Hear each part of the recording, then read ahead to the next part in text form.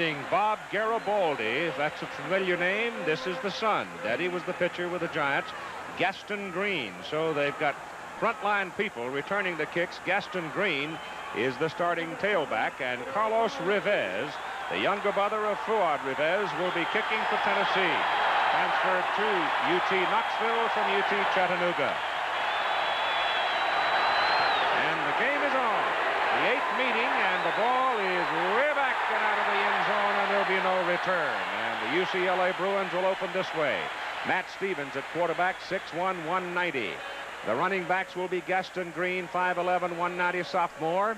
Mel Farr, another son, 6-footer, 215, a sophomore.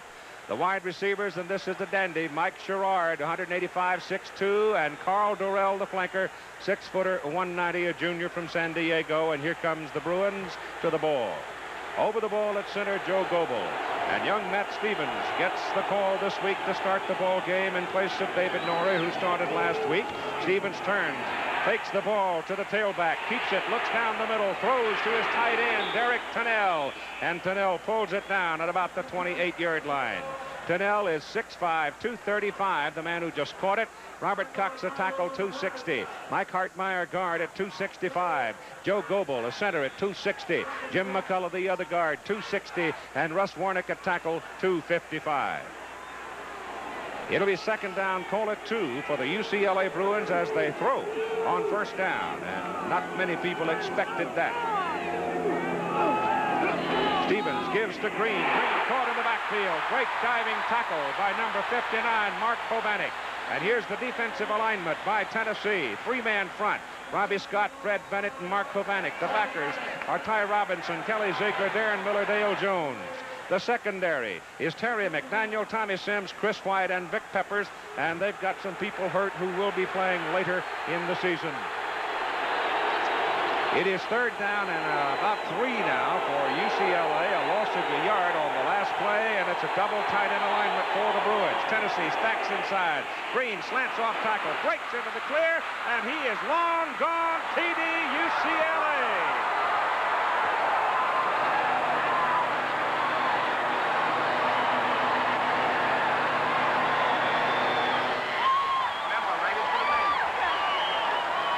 They caught Tennessee stunning in the middle. They split him outside. Gaston Green has great speed, and he flew 72 yards, and UCLA is on the board, and that will have some impact on the noise of 91,000 people.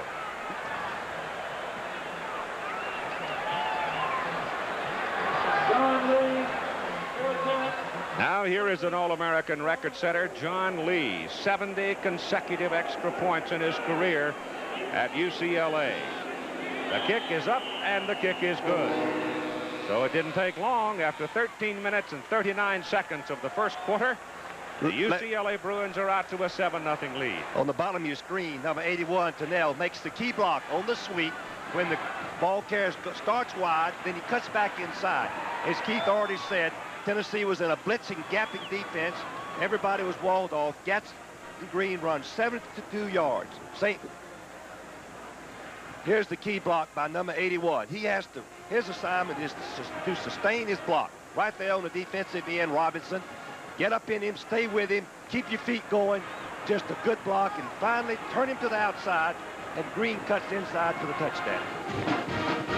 Once he broke into the clear, there was nobody around going to run him down, because once he broke into the clear, he did it so suddenly. He was 10 yards out and gone. Gaston Green had a great finishing season last year, 144 yards in the game against Miami in the Fiesta Bowl. He 72-yard touchdown run there also. BYU played him wide last week, forced everything into the middle on the ground, and he didn't get a whole lot, but he certainly improved his stats so far. This is a kickoff. Jim Bray kicked 7 times last week.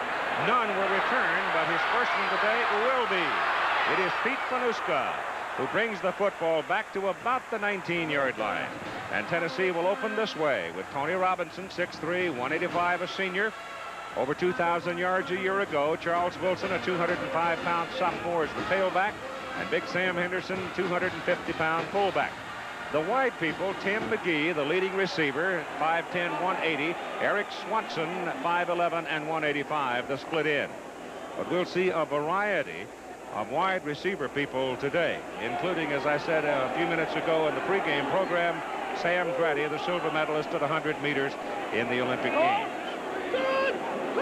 All right, Robinson back, and he's going to throw on the first play of the ball game, and he's got a man wide open. It is Tim McGee. First down, Tennessee at the 49. What a great execution on the first play. McGee is going in motion. He's going to go down, and then he breaks to the outside in behind the front cover. He's wide open. Robinson lays the ball out there perfectly. A beautiful catch by McGee, who had 54 receptions last year. Johnny Majors says, Keith, he's the best receiver they've had at Tennessee.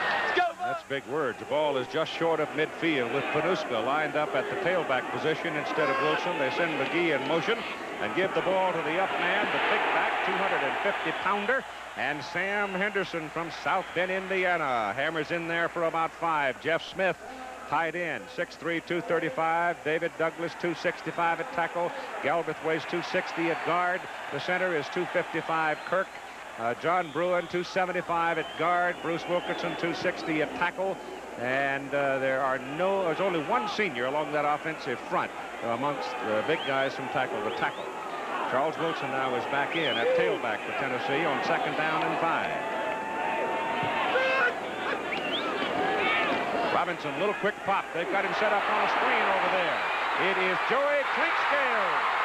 And Clinkscales gets to Tennessee first down and slaps the ball in frustration. He thought he could have gone all the way. They'll put him down at the 24-yard line. This is something Tennessee likes to use, a flanker screen. Fake away from the top of your screen.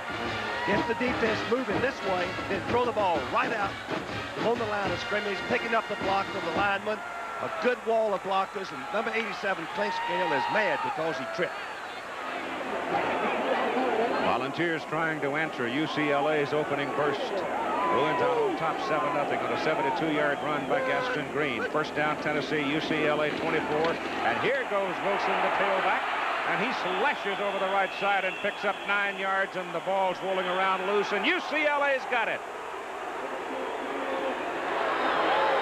So Wilson, a big hole over the right side, but he was hit late. The ball came loose and looked like Mark Whalen covered it. Often when a ball carrier is fighting for extra yardage, the ball pops out. You can see that Wilson puts his hand on the ground and doesn't protect the ball. It pops out. UCLA recovers. We'll be right back. Temple Owls, told you last week they were going to be a pretty good football team. They're making a game of it with Penn State. Right now, the UCLA Bruins with Tennessee turning it over at UCLA's 15. Bruins will take it there and go the other way. They scored quickly the first time they had it. Stevens fakes the ball to the tailback. Goes deep down the middle for Sherrard. It is incomplete. Double coverage, and the Bruins are lucky to get that one back. As we can see, Sherrard, number 82, is going to go deep inside. The quarterback was trying to look, number 7, the safety man, away from the play. But White, a senior, was not to be denied. He came across and made the play along with the right halfback. Davis, the starting free safety, is injured. White is playing for really the first time. The only time he's played is on special teams. So Homer Smith has planted that seed in the mind of the Tennessee defenders now, and Stevens gives the ball to Green, and Green is hauled down as he tries to cut back against the grain, and they get him at about the 18-yard line. Terry Donahue, at age 32, succeeded Dick Vermeil, and if he wins this game today, as we told you, he becomes the all-time winning coach at UCLA with 73 wins.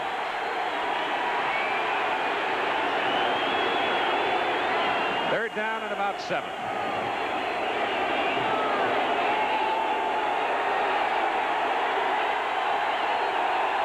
Tennessee defenders jumping around. Stevens back to throw. Looks and goes on the ground. Pass intended for Sherrard. He was getting some pressure, and when he let it go, he had to hurry the throw, and it was incomplete. Temple gets now to within 2 of Penn State on a safety. Now the Bruins will kick, and Ted Henderson, a redshirt senior from Albuquerque, had a very good ball game last week in the mountain air of the Wasatch Mountains of Utah, averaging over 42 yards per kick. The deep man is Tim McGee for Tennessee. Tim McGee's a flyer. Balls go after him. He gets the kick away. Ball hangs, and McGee comes up on the fair catch and receives the ball just inside the UCLA 48-yard line. So the Volunteers get it back in field position. Completion percentage mark last year in his junior year. Now he's got some field position to start from. UCLA, it's close to the 47. They seemed to be on their way a while ago in the first possession until Wilson fumbled the ball. They threw on first down in the first snap, and they run it this time. Go right back to Wilson to give him a little confidence, and he's going to pick up 3-4 yards on the carry. Terry Taylor, second leading tackler, number 42 for UCLA, plays that middle linebacker position mostly. All he has to do is watch the tailback and try to move over and whip the blocker on this one. Makes an outstanding play and gets some help from Chucky Miller, number 37. He's from Chattanooga, Tennessee. Who went west, and he says sometimes he goes home to Chattanooga and he thinks people work hard at ignoring him.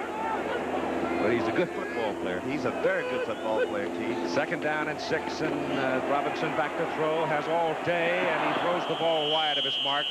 Wilson, the tailback, coming out of the backfield, was there, but Robinson didn't get him.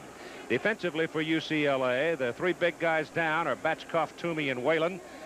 Jackson, Smith, Jarecki, and Taylor, the backers. And the secondary, Miller, Henley, Rutledge, and Washington. And you will hear Washington's name before the day is over. He's a good one. Washington's just a sophomore, but as a freshman, Keith, he led the team in tackles from his safety position. It is 3rd and 6 now for Tennessee. Ball on the UCLA 44.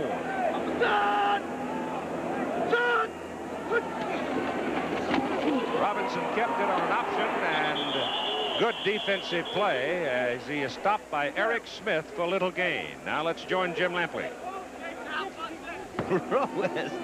You have to go home to bed early tonight.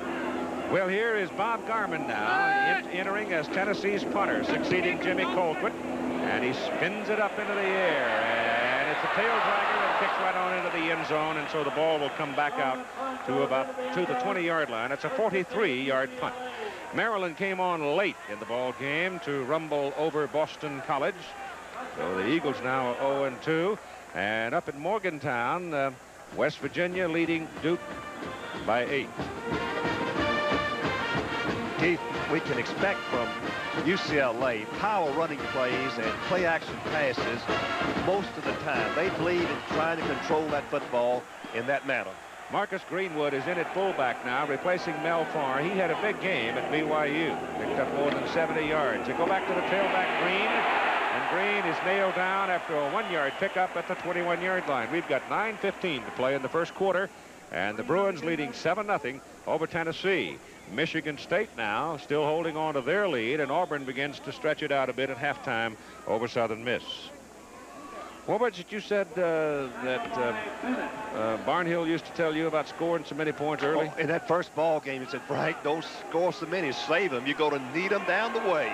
And he was right, too. He scored 60 points in one game and 7 the second game. Don't let him think scoring is easy. That's right. Don't let him think he can get scores anytime you want to. They're hard to come by in a tough game. Second down and 9. Matt Stevens back to throw. Goes to the man out of the backfield. That's the fullback, Marcus Greenwood. And Greenwood takes a lick right at the marker. He's close to the first down. Good execution on the part of Stevens. He wanted to go deep on the play action fake, but Greenwood is the layoff man out in the flat in case he cannot go to the end deep for the first down.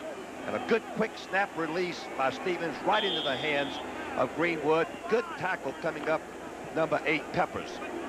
Just short of the first down. I think that's an example, though, of why Stevens probably going to be the quarterback at UCLA. He is quick, he reads quickly, and he makes quick decisions. Perfect, Keith. That's quarterback sneak, diving for the first down, and they're going to give it to him just over the 30. That is so important, what you mentioned, the quick decisions. you have just a second to identify the defense off that play action pass, and you've got to get the ball to the open receiver. Stevens was very impressive in the Brigham Young last week in the second half. Tennessee hurrying to get a new defender into the ball game, and will probably change the defense a little bit as UCLA comes up now on first down just over the 30-yard line, leading 7-0 in the first quarter. And Stevens still got it, rolls it out now and whips it to the sidelines, and the pass is complete to Carl Durrell, 6-footer, 190. He was on the sidelines and going right on out of bounds. He had no place to go, but again you see the quick release and strong arm of Stevens. Next week, these are the possibilities here on ABC. Notre Dame, Michigan State at South Bend, or South Carolina hosting Michigan. And what swings that is the outcome of the Notre Dame-Michigan game up in Ann Arbor. It's 2nd down and 2 for UCLA. Picked 8 on that last play. Tailback, Green, outside he goes.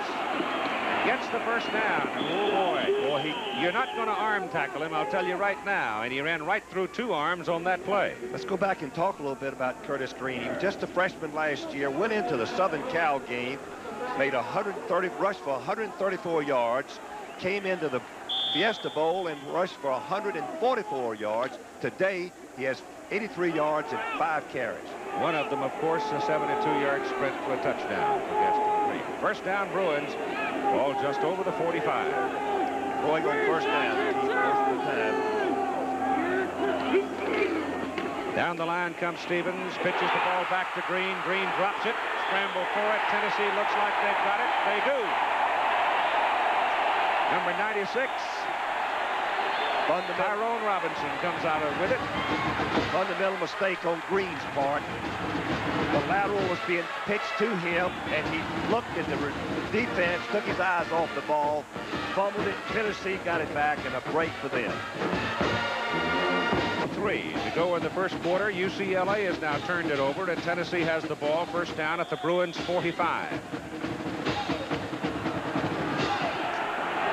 7-0. Bruins lead. Robinson, the quarterback. Howard in fullback. Another big 225. Spread them out, move them around. That's what they're trying to do to UCLA, and give the ball to Howard coming off injury. His first action, really, of the fall. Again, let's go to Jim. Up in Ann Arbor, Michigan, Keith, the Michigan Wolverines had temporarily taken the lead over Notre Dame on a Harbaugh run. It was 10-9 at that point, but now Carney has come back with his 4th field goal of the game, and for the moment, still in the 3rd quarter, it is the Irish 12 and Michigan 10. Back to Knoxville. Well, that sounds exciting. Keith, look how wide the receivers are. You can see how Tennessee spreads the defense from sideline to sideline. Back goes Robinson to throw. Swings it out. Wilson's got it. Slips and falls at the 40. He had his first down, I think, or close to it, but he lost his footing when he tried to make the cut on the inside. Well, look at here. Steve Sloan says he's got a much better team this year. It's going to be tougher at Duke. And there's your final score, with Michigan State winning and Air Force and Wyoming now. The Wyoming Wishbone getting the lead there. Delaware is leading Navy. And old Tubby got Tubby Raymond. Mud hens working here. What do they call them? Mud hens. Mud hens, that's correct. Robinson gives the ball to Wilson. The tailback, and he squirts through there. They'll need 1 more yard for the first down. They were at 3rd and 5. Now they're looking at 4th and 1. And all the players are saying, let's go for it. All the stands are yelling, let's go for it. But be careful, Majors. I'm telling you, you don't make it, you're the bum. But I believe they're going to go for it. Yeah, he's sending Henderson, number 43, the 250-pound fullback, comes into the ball game, and they're going to go on 4th down. And you know what? It's at least it's a good yard and a half. At least, you're right. A good yard and a half. They line up tight inside to set up a power hour situation. And give it to the big man, the fullback, and he did not make it. Sam Henderson did not make the first down. Nowhere near, wasn't close, Keith. UCLA got right under the blockers. The key to stopping short yardage, see if we can tell the defensive lineman getting underneath. The key man is over to the left. Batchkoff gets some penetration. Then 41 Miller comes in, fills a hole right there. Beautiful. Kenny Norton. Kenny Norton, 41. Kenny Norton.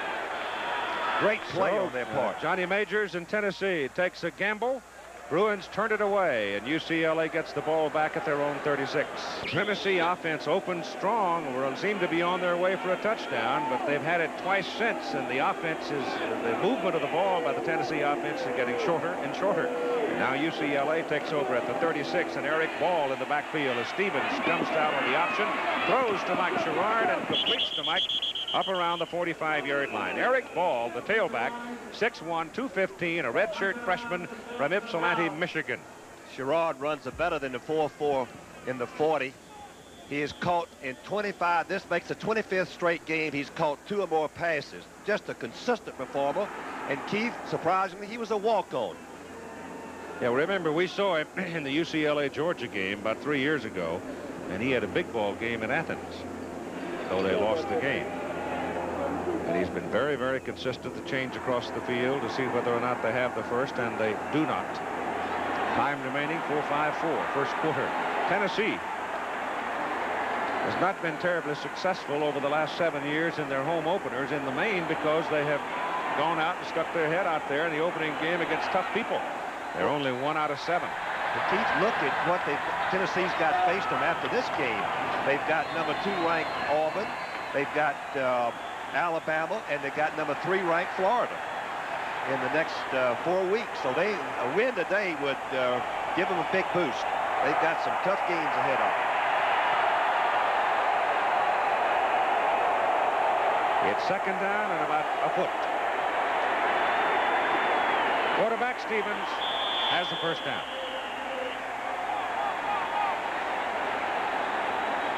Surge on the right side behind McCullough and Warnick. And he had plenty of room. He moved it out to the 42, 47 rather. The Washington BYU underway, and the Cougars, as usual, get on top. Washington doesn't get out easy after this one either. The Huskies have to go to Houston and play Houston down there.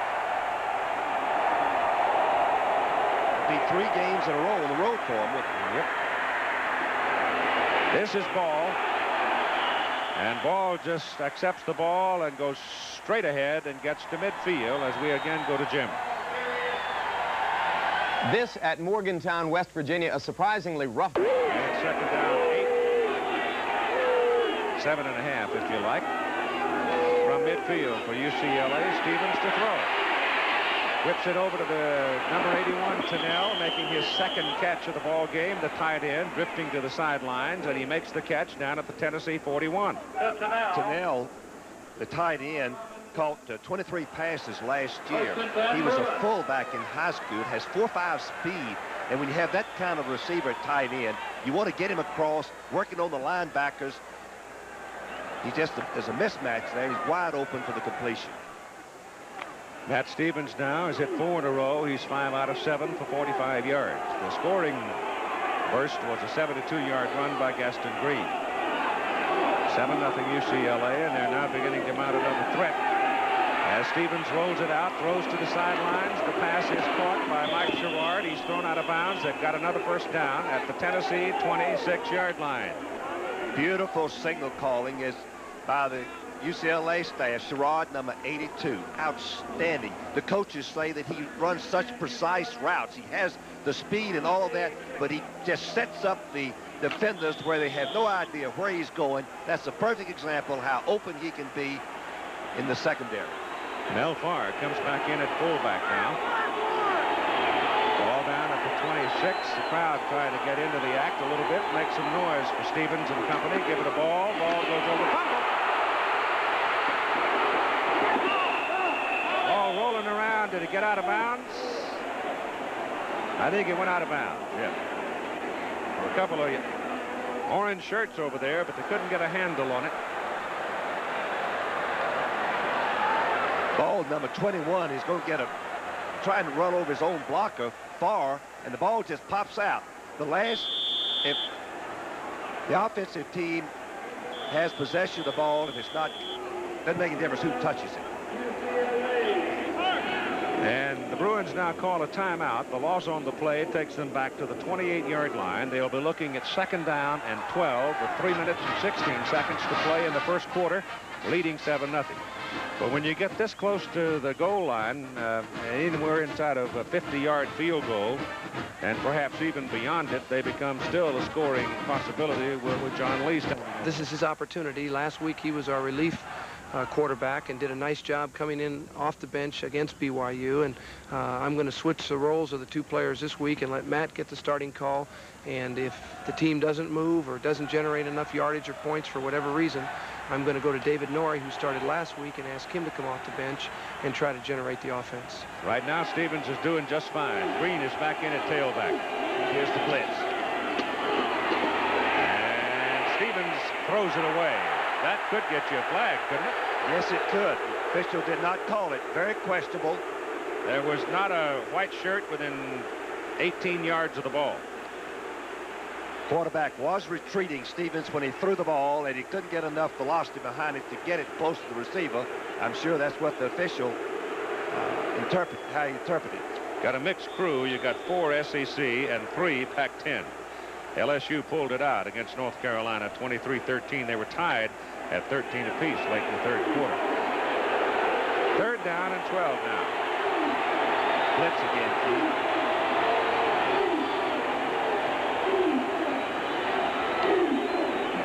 He went to a long count. They pick him up pretty well. Stevens now can't find anybody. Pulls it down and takes off. And is ridden out of bounds about the 22. And so the Tennessee defense stands up pretty well under that pressure as Dale Jones made the stop. And here comes Mr. Lee. What a story Mr. Lee is, too, Keith. Unbelievable accuracy. Something like 81% for his career. Well, inside 40, he is 42 out of 43. The tee is put down at the 29, so he's inside 40. 39-yard try. The holder is David Clinton. The snapper is Terry Theodore. Theodore has snapped the ball on every one of his kicks during Lee's career, and it's plenty of leg, and it's down the pipe. I mean, just nailed it right down the middle. John doesn't worry a whole lot about the wind and Kentucky windage and all those kind of things. He says, I just hit it as hard as I can right down the middle. And most of the time, the ball has perfect end-over-end action. He is quite remarkable. So he has given UCLA a 10-0 lead. He's had tremendous success even since he was a freshman. He had unbelievable numbers in his freshman year and has continued to improve if that be possible. Well, he's almost certain to finish as the most accurate kicker in NCAA history. Looking at other scores, and as Jim told you a while ago, West Virginia Duke is now final. First month of the season always rife with upsets. So much uncertainty when you coaches start this season, Keith. There's so much parity in college football today. Someone was telling me that the 7 games is the longest winning streak in college today, and only 4 other teams have 4 games in a winning streak, and everybody else is less than 4 all over the country. That's parity. Jim Bray is out to kick off.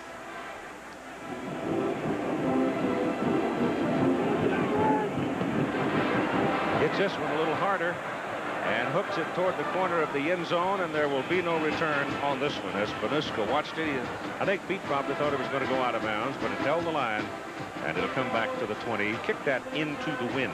When he gets it with the wind, I don't believe that Tennessee will have a chance to return.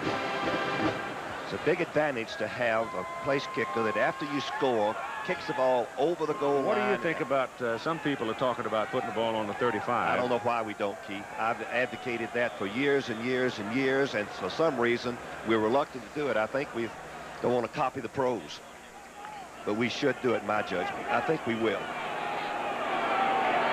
From the 20, here come the Volunteers, down 10-0 with Howard and Wilson lined up and Robinson to throw. There's some of his quickness and agility. His pass is away now, and the pass is complete. And it's good up to the 34-yard line. Jeff Smith, the tight end, showed you some moves right there. Well, Jeff Smith caught 26 passes last year. He's vital, key, important in this passing game of Tennessee. But this is what Robinson does so well. He's quick, can run, throw on the run, find the receiver. This took a perfect throw, Keith. I mean, a perfect throw for the reception. Smith pulls it in. 14-yard pickup, first down, balls their own 34.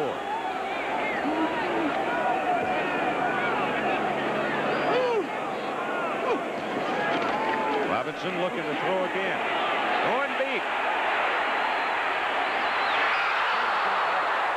Pass intended for McGee, defended by Chucky Miller. Heck of a play by Miller. Miller is 5'9", and McGee 5'10", so their size was relative. Well, McGee runs faster than a 4.4 in the 40, but it's perfectly played by 37 Miller, running step for step with him. Now they look up for the ball together, and it's important is who gets the leap, who can jump the highest. Miller adjusting to the ball and gets his hands up. Let's see. Just enough. And just enough to deflect it out of the reach of McGee. And a second down and 10. That was a good example of Robinson's strong arm, Keith. Pretty good foot race, wasn't it? It was. On the throw again. Now he starts rolling around, pulls it down, and gets it up to the 39-yard line. Boy, he's dangerous, Keith. When he gets that ball and you scramble out of it, you have a distorted coverage in your secondary. It's key to really stay in your position for the defense when he starts scrambling or somebody be open for a touchdown. Here comes the dime backfield, defensive backfield for the UCLA Bruins. Here are the numbers so far. Yeah, 6 defensive backs. Four rushes, 1 linebacker. Ball on the 39. It is third down and 5. Tennessee continues to assault with formations.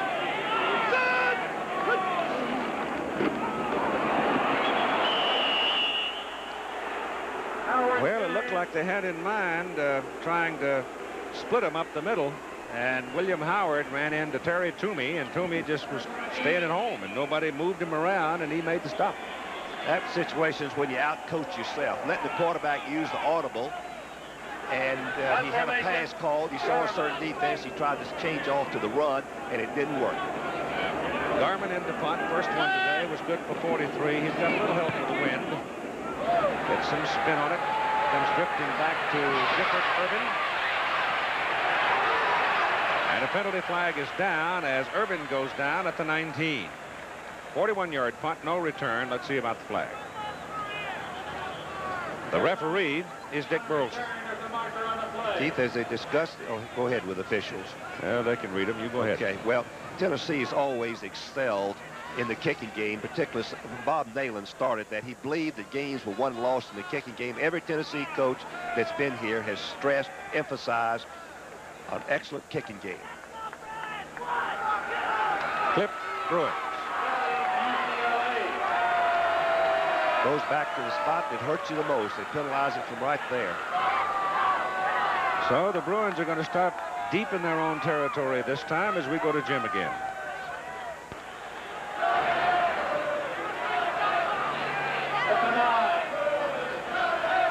I wonder how the golf courses are in South Carolina. Here's Johnny. It's Terry Donahue. What a fine football coach he is. Low key. There's his winning record, 70%. Last 5 years, something like 75%. 2 big Rose Bowl wins. I remember him when he walked on at UCLA. Just a little old guard, wasn't he, Keith? No, he played defensive tackle on Tommy Prothro's did he? Team. Yeah. How much did he weigh? Well, he used to lie. I think he weighed about 187 pounds, 88 pounds. I've known him a long time, and I like him. He's a fine man. He's a strong communicator. Motivates his team about as well as anybody we had at the game today. Little mad at those officials about something. 9-yard line. First down, Bruins.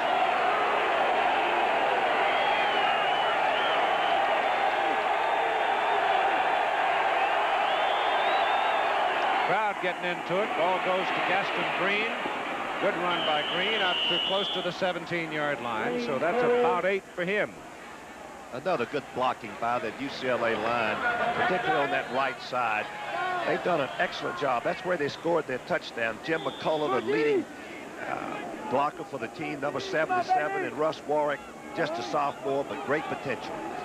Bruins play selection so far in the game, 12 runs, 9 passes. Double tight end, second down, 2. That's impressive, Keith, the balance between running and passing. Tailback's got it. Green's got the first down as he changes directions twice on that short run and moves the ball out to the 22. That fellow there on the right with a towel around him, that's Norm Anderson. He is the man who principally sends the plays in. Norm was a wide receiver at UCLA in his playing days. Well, Keith, we've got some excellent wide receivers on both teams, not just the 2 All-American prospects in Sherrod and McGee, but they are balanced across there with talent, skilled people, both teams. First down and 10 from the 22.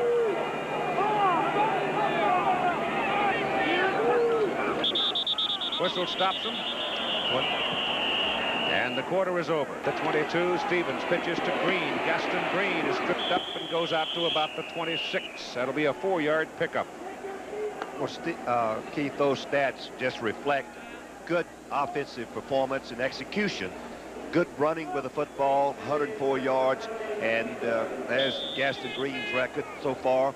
But mixing up the passes, 6 out of 9 for Stevens. That's impressive, the way he's kept the defense off balance in Tennessee. Second and 6.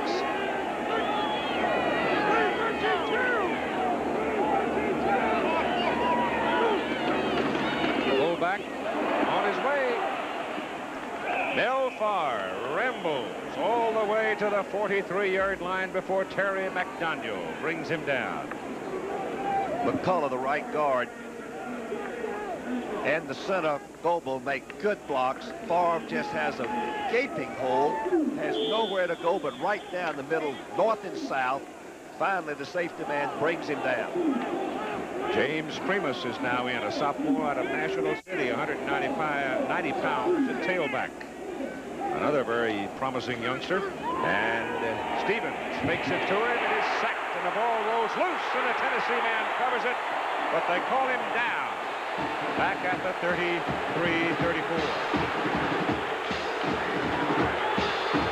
That time the blitz got home. That's what Tennessee needs to do, is get some penetration on these play-action passes. Quarterback has to hold the ball quite a while, and the receivers had not gotten open. You can, I believe it was a good call. Good call. Stevens' knee was down while he had possession of the ball. The play is over, even though he later fumbled. I think his whole body was down. All right, let's see. No, close. The ball was kicked out as he was waving it. Tough call against Tennessee. Second down.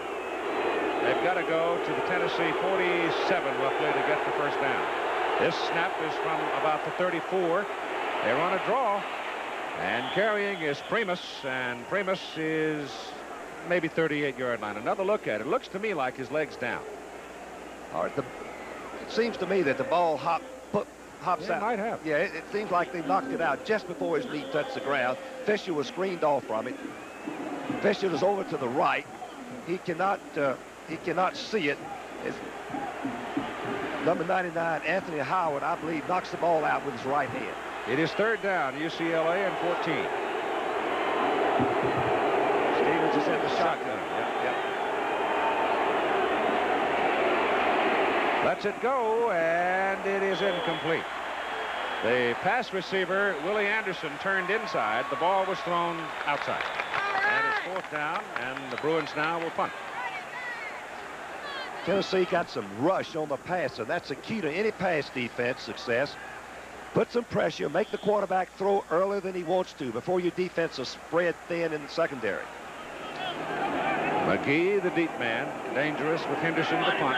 His first kick today was good for 30 yards into the wind. Now he's got the wind at his back. Kind of swirls around in this big oval, and he gets a dandy. McGee gets a good block and comes back to the 20. Otherwise, Nick Tim is spread all over the landscape. That was a 44-yard punt and a 4-yard return tackled by Mark. Volunteers need to get some points on the board. They have the ball first down at their own 20, trailing 10-0 with 12:14 to go in the first half. Opening game for Tennessee, second game for UCLA. Charles Wilson and Keith Davis line up in the backfield. No real fullback in there right now, and Tony Robinson rolls it out with a guardian. Throws it to the sidelines. The pass is caught by Charles Wilson, and Wilson is short of his first down, just over the 28. Again, Jim. Well, Napoleon McCallum got over 100 in the first half. Robinson rolls out, runs away from the pursuit, gets his pass away, hits him on the numbers. Look out. This is Tim McGee, and he is finally run down on the UCLA 41. What a fantastic play. There's no reason away. It busted in the backfield first, and then you can see Robinson has that great knack of finding the open receiver when he's scrambling, and McGee is exciting. What a great receiver. McGee runs in motion, turns down, and as soon as he sees the scramble by Robinson, go to the open spot. Come on inside. Find the opening right there.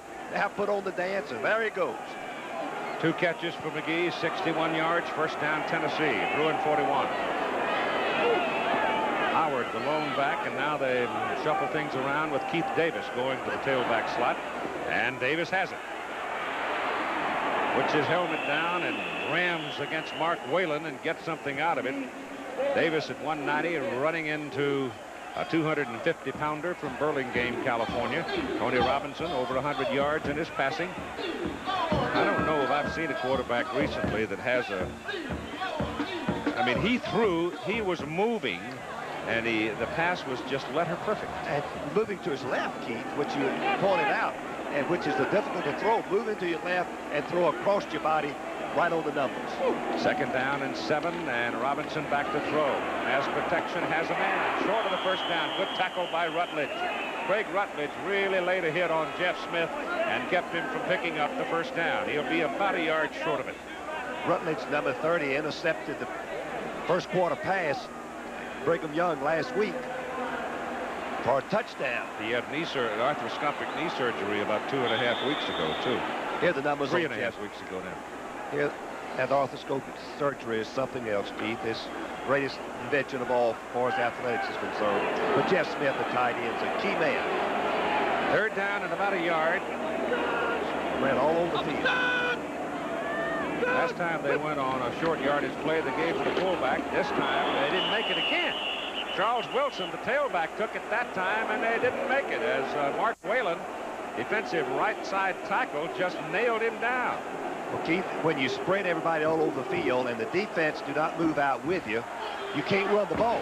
The numbers game catches you. They got more players on defense at the point of attack than you do offense. Johnny Majors wants a timeout to talk to his team about what to do. I guess he's got in mind that he's going to go for it. He's going to be looking at 4th down and about 2 yards with 9:42 to go in the half, and trailing is yet to convert on either 3rd down or 4th down in 5 tries in the ball game. And they're going to go on 4th and 2 here. The ball at the UCLA 33. Keith, when you run on 4th and 1 like they did early and 3rd and 2 and don't make it, then you usually line up and try some play action pass. They're in a power I think they're going to run. Or play action pass. That play action pass. Got it. It was Jeff Smith that pulled it down. That's the key. You go with your best horses. Your best player is your quarterback, and the fake in the backfield is really the key that sets it up. 81 just goes to the ground just like he's a blocker. Smith, number 81. Now he jumps up. The linebackers have forgotten him. Good play acting. That's the key. Got to fool those people sometimes like that. I had one of those or 2 in my time. Chuck doesn't think so, but I did. 1st and 10 from the UCLA 27. Davis is the tailback. Howard the fullback. Robinson swings it out to Davis. One-hand catch. He got a block that popped him loose there. Number 75 came across, John Bruin, and laid the block for him, and he made something out of the play when it looked like he was going to take a lick for a loss. Well, this Tennessee offense is based a lot on Bill Walsh of San Francisco. Here's the Volunteers' possessions. 2 plays fumble, 4 plays punt, 4 plays lost on downs, 5 plays and a punt, and here we are on their 5th possession threatening. Robinson now 9 of 11, 125 yards. Stay with that quarterback. He looks sensational. 2nd down 6 from the 23. Wings it over there in a hurry, and gets short yardage out of it. Coming up quickly to make the tackle on Joey Clinkscales is Darrell Hindley, and the pass is ruled incomplete. I guess he lost it going down. That's a situation where the blitz by UCLA was on, and Robinson makes Keith a slight adjustment. I'm not sure those are the best thing to do. He just raises up and throws the ball regardless of what he had called in the huddle, and it was very close to being intercepted by Hindley, number 2, the defensive back. Third down at about 6 now for Tennessee. The blitz scared them out of running. The threat of the blitz scared Tennessee out of their play. Wilson is back in. McGee goes in motion. Here's the blitz. And he got it. Number 40, Toomey, coming out of the nose guard position, makes the hit on him. And the loss is back beyond the 30 to about the 32. One thing you worry about in this part of the field, you expect the blitz, a twist. Toomey lines up on the left and comes all the way around the other man, number 95, Whalen, and makes the play. The twist is difficult to pick up with this Tennessee offense, Keith, because they block right at the line of scrimmage. They don't retreat on their pass block. Carlos Rivez is in, and he gets a considerable challenge in his first try as a volunteer. It's a 49-yard try. He got it. How about that? In your first try. So the younger brother comes through from 49 yards. Tennessee's on the board at 10-3. Garibaldi and Green go deep for UCLA as Tennessee scores the 49-yard field goal off the foot of Rivez, and it's a 10-3 ball game, and Carlos will kick off now.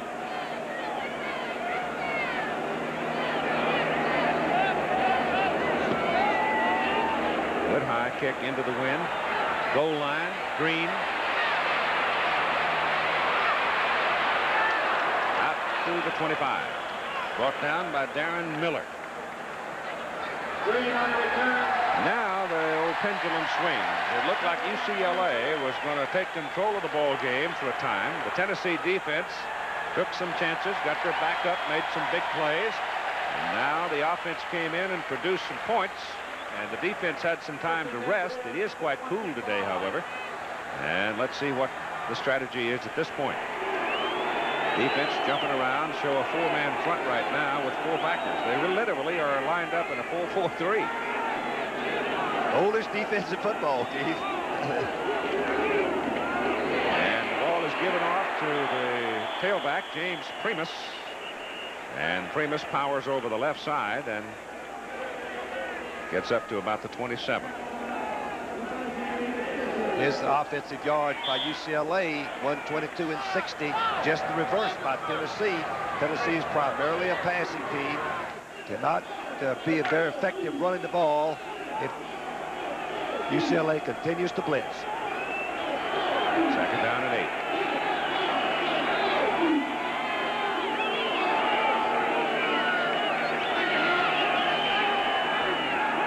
Stevens to throw. Goes back to the weak side man, and the ball is caught at the 31. The crowd hoots. They thought it bounced in there. Ruled good catch again, Jim. They called that an incomplete pass after all, didn't they? Yes, the umpire has that call, the man inside, on any pass, whether it's trapped or not, and he ruled it incomplete. So it's 3rd and 8. Here's the blitz.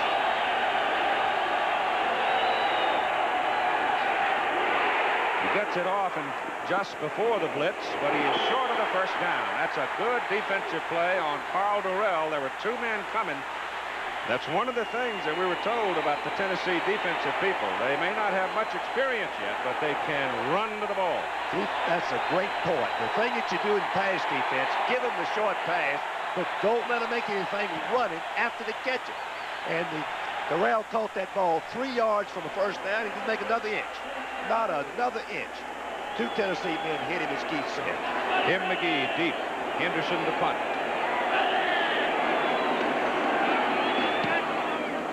High kick. McGee drifts under it. Fair catches it.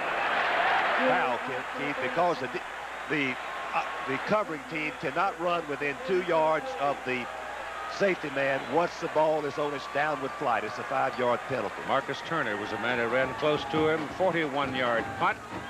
And looks like they'll mark off 5 yards against the Bruins. 6:01 to go, first half. The 5-yard penalty puts the football out at the 33 for Tennessee, and so Tony Robinson and the company get pretty good field position for this possession. Robinson is out of Tallahassee. Tallahassee? What are you doing, Bobby? Well, he wanted to play on a team like Tennessee. This type of offense. Yeah. Kids do. Great history here. Great history. Said he wanted to go away from home. Robinson quickly delivers the ball. The ball is caught by Clint Scales, and Joey is up for about a 5-yard pickup near the 38-yard line. Keith, both teams have seemed to be having some success with the blitz because I think both offensive lines are inexperienced. Tennessee's going to go without a huddle. They plan to do this some in this ball game.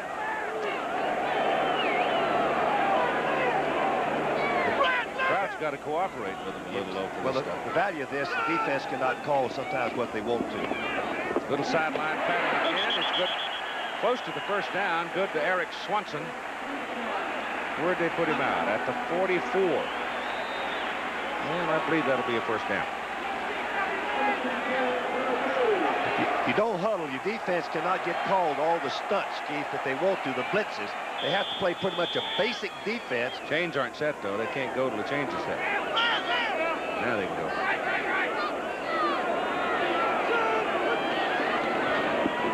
Same stuff. Swanson to the UCLA 49.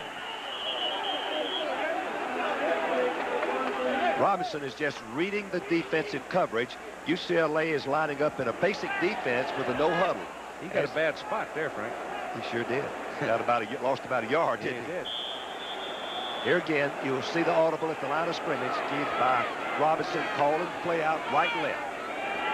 Now it's a change defense by UCLA. But he's taking them out of the blitz. Loops it this time for Swanson, and a little bit too long. Swanson had wiggled around and gotten behind Chucky Miller. And Robinson's pass was just a little long for Swanson. Chucky Miller disrupted the pattern of the wide receiver Swanson. Otherwise, I believe it had been completed. Miller saw he was going to get beat, and he just used his hands legally and disrupted the pattern. The timing was off. That's a good way to play pass defense. If you can't cover him, disrupt his pattern, Keith. He's lost another half a yard on the spot this time. They've now got the ball all the way back to midfield stripe, but it really ought to be up on the 49. They're 0 for 5 on third down conversions. Robinson takes off up the middle. He's got room. He's got a first down. He's out of bounds inside the 40 at the 39. He's 6'3", but at least it looks like 5 of those 6'3" are legs. I mean, he is really a long-legged kid. Keith, he has that quickness, that vision, and he's a great competitor. The coaches told me that when he runs into adversity, it doesn't bother him at all. And as soon as he saw the hole opening up, he just ran for the first down. Quarterback like that, receivers all covered, he makes the first down. That's the reason he was so successful last year. His first year as a starter. Now the blitz.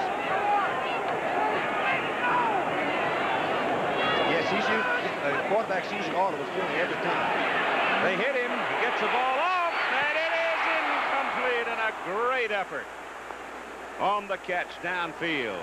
But Tim McGee couldn't pull it down between James Washington and Darrell Henley. Two pretty good defensive players there. Washington's safety man's going to come over. It looks like he's going to maybe knock the ball loose from McGee, but the play was just perfectly thrown. Robinson knew he was going to take a shot. He stayed in there and threw the ball just perfectly. Could have been completed. Just a great throw, great touch. Outstanding touch. Boy, he's exciting. Robinson is just can make the big play for you, Keith. 2nd and 10.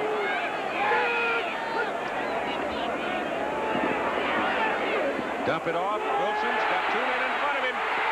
Got a first down inside the 20. Penalty flag. Got a face mask, I believe, down around the 15-yard line. What a beautiful call by the Tennessee staff. First time they've shown the screen to the back. How do you fight the rush? What do you do when the defensive men are getting pressure? You set up the screen and look at the house. Beautifully, it was concealed by the Tennessee team. And finally, Washington, who made 119 tackles last year, brings it back. That looks like it was piling on, Keith. Might have been. Didn't take long. That flag came out immediately, and you see there was an official right there, and it's going against the Bruins. Man for distance. Nope, just 5 yards. 5 yards, face mask, Yeah, penalty. face mask. That's what I thought it Defense, first down. Inadvertent face mask on the tackle. And now Tennessee has the ball. It is just outside the 10. It is not really first and goal. About 2 inches. Yeah. They could make a first down on the 1-inch line and have 4 more downs. This is a tough place to score from. A team like Tennessee, the defensive field has shrunk. Very low yardage to cover. Davis and Henderson in the backfield. Robinson checking around here and changing things. And there's a flag there. Somebody moved. There was collision in the trenches. I don't know whether it was Waller, the middle guard. He got an early start, whether he was started by movement on the Tennessee line. I'll let the men in the striped shirts who get paid for it make that decision. Keith, it looked to me like that the center snapped the ball once Waller jumped the neutral zone.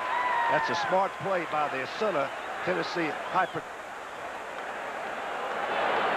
What it appeared to me. Boy, that was a big play and a bad, terrible mistake. It took UCLA to make it this time. Yeah, that was Todd Kirk in there. Dead ball foul, offsides, defense, first down. Some schools teach their center, once the defense jump in the neutral zone, if you snap the ball, you get a 5-yard penalty. Different critter right now, though. Instead of first and 10 plus 2 inches, it's first and 5 plus 2 inches.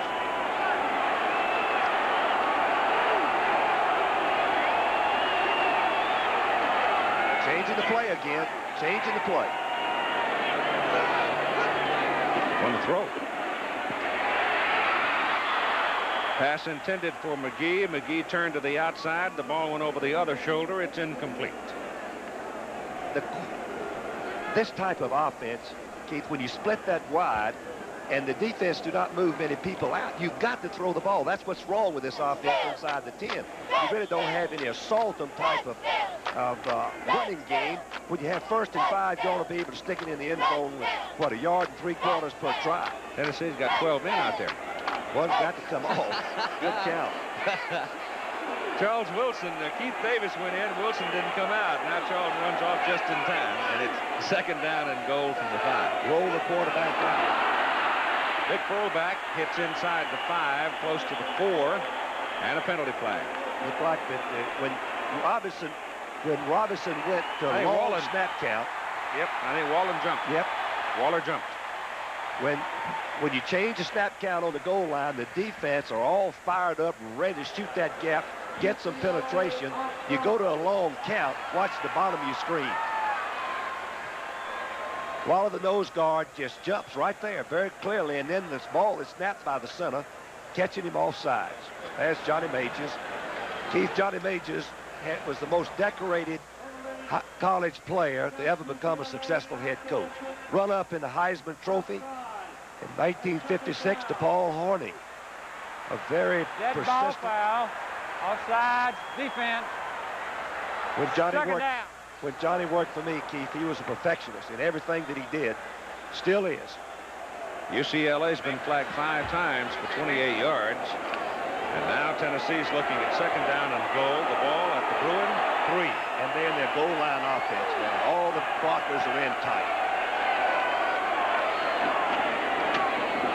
Whoa, look at this. Davis is hit behind the line of scrimmage. A great effort. I thought it was Jarecki, 99. It came flying in there to get a piece of him. It was. Jarecki came clean inside the end and made the play and threw Tennessee back.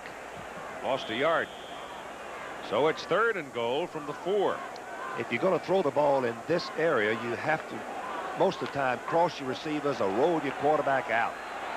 Some type of running bootleg attack right here looks pretty pathetic. There's no socking, is it? No, not when you throw the ball this much. Robinson gets away. Now he's got a man wide open. Touchdown. Tim Hendricks, and here's 90,000 happy folk.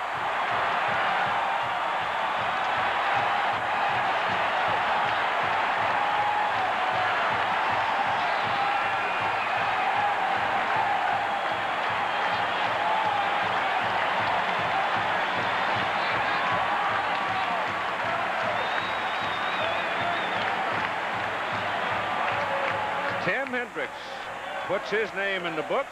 He makes that first catch pay off, doesn't he? Junior from DeSoto, Texas. The extra point try is good. Well, we're back where we started. Absolutely. Keith, Robinson's athletic ability is what made this play. Up at the top of your screen, the cornerback, number 3, Washington, looked like he had him for a loss, but Robinson's quickness gets him outside, gives him plenty of time. From the end zone, we'll watch Washington, number 3, is a great athlete right there, diving for him, but he couldn't pull Robinson down. Now he has plenty of time. Smith, number 98, had no chance, and Hendricks makes his first reception for a touchdown. The tight end fakes the block. Watch him go down on his knees like he's going to block. This is legal for him to block right there. Then he comes up.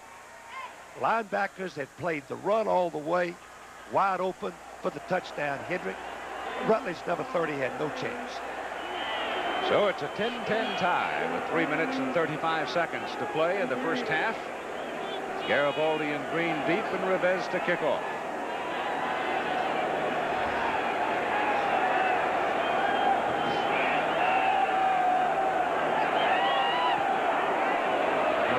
Kick, but he's going to get out of it all right because it bounces along rather slowly, and Gaston Green picks it up. And Green brings the ball across the 20 to about the 22. There UCLA will start. That's the halftime program for you. One of the great bands in America. Dr. Julian's Pride of the Southland Band, University of Tennessee. Keith, 90-some-odd thousand people here every week. You know, it's the thing to do in North Tennessee is come see the Volunteers play, and that band has a lot to do with it. Yes, they do. First down, Bruins from the 22. Farr and Green in the backfield behind Matt Stevens. Matt rolls it out, loops his pass to the sideline. Good to Durrell. Durrell is brought down at about the 31, close to a first down, maybe a yard short.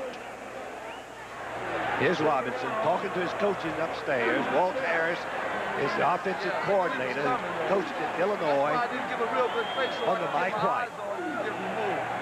What a career this young man has had. Started just last year for the first time as a junior. 2nd and 1 for the Bruins. Tennessee's not in the goal line short yardage defense. It got burned earlier. They pop it up the middle and get their first down out to about the 34 with Mel Farr carrying the ball. UCLA continues to mix up and be unpredictable on first down between a run and a pass, and that just diminishes your ability to defend against them. The Tennessee defense cannot call their defenses with any degree of success. They don't know what to do. They go double wide now, sending Durrell and Chouard to the top of the picture. Both teams, 2 timeouts, 2.5 minutes to go first half. 10-10 tie. Stevens, roll out, has a protector, gets his pass off, has a man, and the catch is made. They're going to rule that a good one. It was Chouard sliding down and catching the low ball. Chouard, number 82, is just going out and hooking up on the boundary where the Tennessee defenders. Well, it's hard to cover everything, so you spot the team a short pass in the boundary, hoping that it's incomplete or you make the tackle for the short gain. Ball comes to the 39, 2nd down 4. Paco Craig and Willie Anderson are the wide receivers now. And give it to Gaston Green, Green to the 40. Good defense by the Tennessee team. If they are so inexperienced, they are gaining with every play, I suspect. Green now, with that big 72-yard run, has 100 yards on 10 carries and a touchdown. Picking up on what you said about the Tennessee defense, Ken Donahue is a great coach, believes in fundamentals and intensity. Chase that football. Success he had at Alabama was phenomenal. Burrell and Sherrard come back now as the wide people, and Stevens will throw. Going deep with it for Sherrard, and it's intercepted at the 30 by Chris White. Tennessee is a catch-up football team. They scored a lot of touchdowns with less than 2 minutes on the clock last year. Robinson can put them in there if he gets a good hot hand.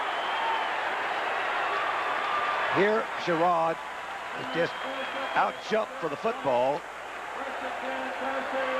Chris White. Chris White came across the senior. I think that's wonderful. Chris White had not played anything but special teams before this year. Moved in the starting in the lineup for the first time because Davis, the regular free safety, was injured. Made 2 or 3 great plays. And a senior, Keith, that's what's great for a youngster to stay out this long, get the chance to play, and finally it comes. Better take some more grease. Okay. Timeout called. Minute and 37 seconds to go in the first half. A 10-10 tie. Tennessee's. They've got 1 timeout remaining. A minute and 37 seconds to play. Robinson back to throw. Got a man open. That is Tim McGee. How does he do it? He and Sherrard are incredible. They're always open. Robinson had to throw the ball before the final cut was made by McGee. He's trailing the wide receiver, and he breaks down. The ball's already on its way. Gives McGee a chance to catch it and get out of bounds. No way to cover that. Perfect execution. And it's a first down at midfield for the Volunteers. A minute 31 to go in the first half. Robinson back, penalty flag down. Tony going for the bundle. Incomplete. Just barely. The receiver, Clinkscales, got a hand on it, but he couldn't catch it, and let's see about the flag. Well, Keith, while we're talking about the flag, McGee was wide open again on the same play. He could have called another 15-yarder. Encroachment, I believe, on the Bruins. Change of the snap count. The rusher jumped the neutral zone. Might have been Batchkoff, the left tackle. There's your final score. Michigan defeats Notre Dame 20-12. Live ball foul, So, offside, defense, first down. Yeah, UCLA was offside, so we will be next week at 3 Eastern Time in Columbia, South Carolina, with the Gamecocks and the Wolverines. That will be our game next week. That might be a pretty good ruckus. Oh, yes. Joe Morrison has done a magnificent job in South Carolina. Bo Schembechler knows how to coach. First down and 5, and Robinson taking his time. Got him in! McGee again. He's got a first down. He's out of bounds at the UCLA 22. Keith, I don't want to get complicated, but the flood on the boundary is really hurting 3 receivers, 1 deep, and McGee breaking in behind the deep receiver. Well, we will see that McGee is going to trail the wide receiver, number 23, Swanson. Now you can see how wide open he is. The linebacker doesn't dare drop that deep. 4 receptions, 105 yards. Right into the boundary. Seldom do you see that. They're moving in a hurry. You've got a minute 19 to go. We started this possession with 1:37 to play in the first half. That's moving the ball, Keith. McGee's out here on the bottom of the picture. Robinson has some time. Goes for McGee again. Incomplete, too high. He was in front of Chucky Miller that time. As much time as Tony had, it looked like he wanted to say to McGee, go back inside. There's nobody there. And there wasn't. There wasn't a white shirt anywhere. Well, we got a minute 13 left, Keith, and they brought the ball from what, about the 30-yard line to 29. The 29 to the 22. And it's second down and 10. In less than 30 seconds. Boy, they can move it down. 24 seconds they moved it that far. Catch the ball, step out of bounds.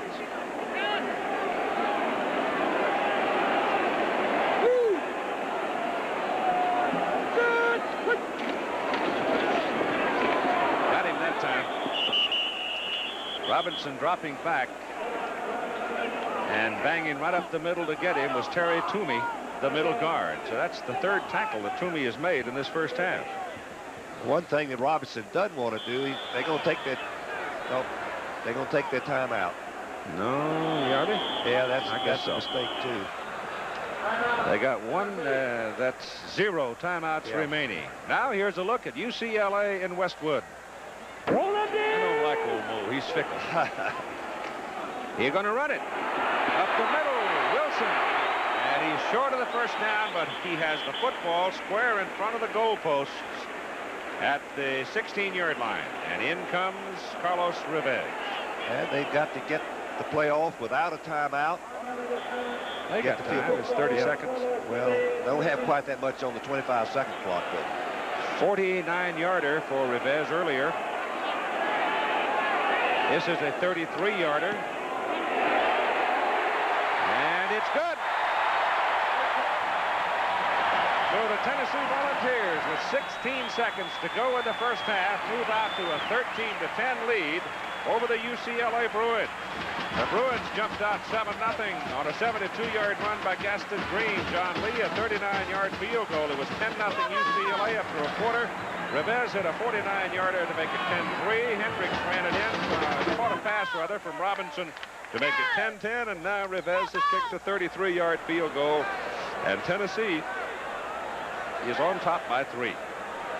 Well, this is the 8th time these teams have played. They've had 7 games, excepting for one when UCLA shut them out 13-0. They have all been like this, up and down the field. Tommy Prothero got so mad the first time they played in Memphis. He said he was never going to come back to his native state. But Bob Woodruff and J.D. Morgan knew what they were doing when they scheduled this one. It's been a great series.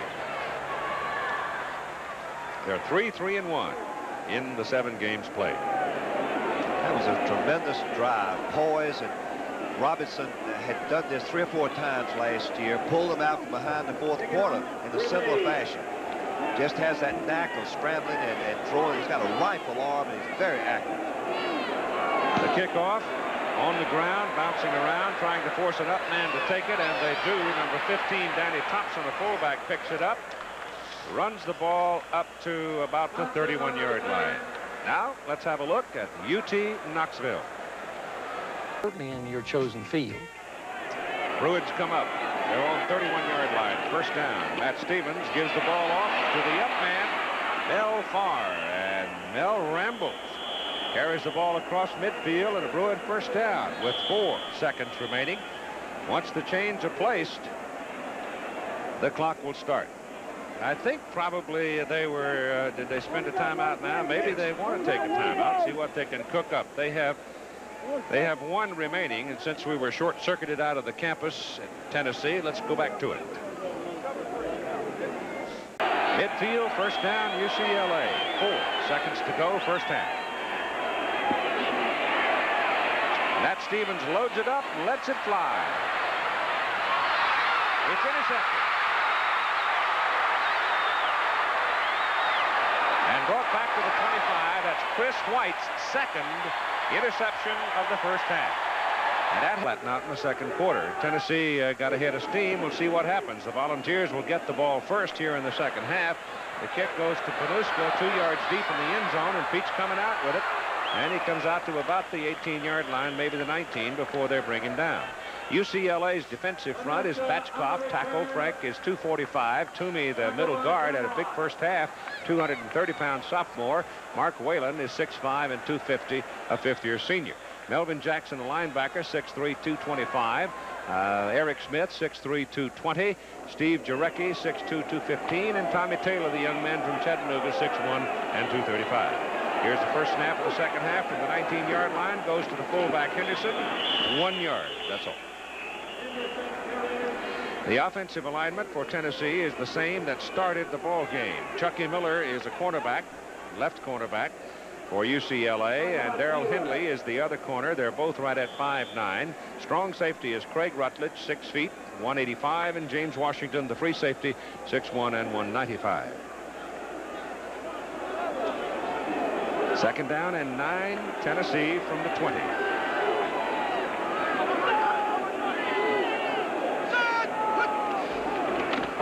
And Robinson comes out throwing, having trouble finding somebody right now, and then breaks it out of there.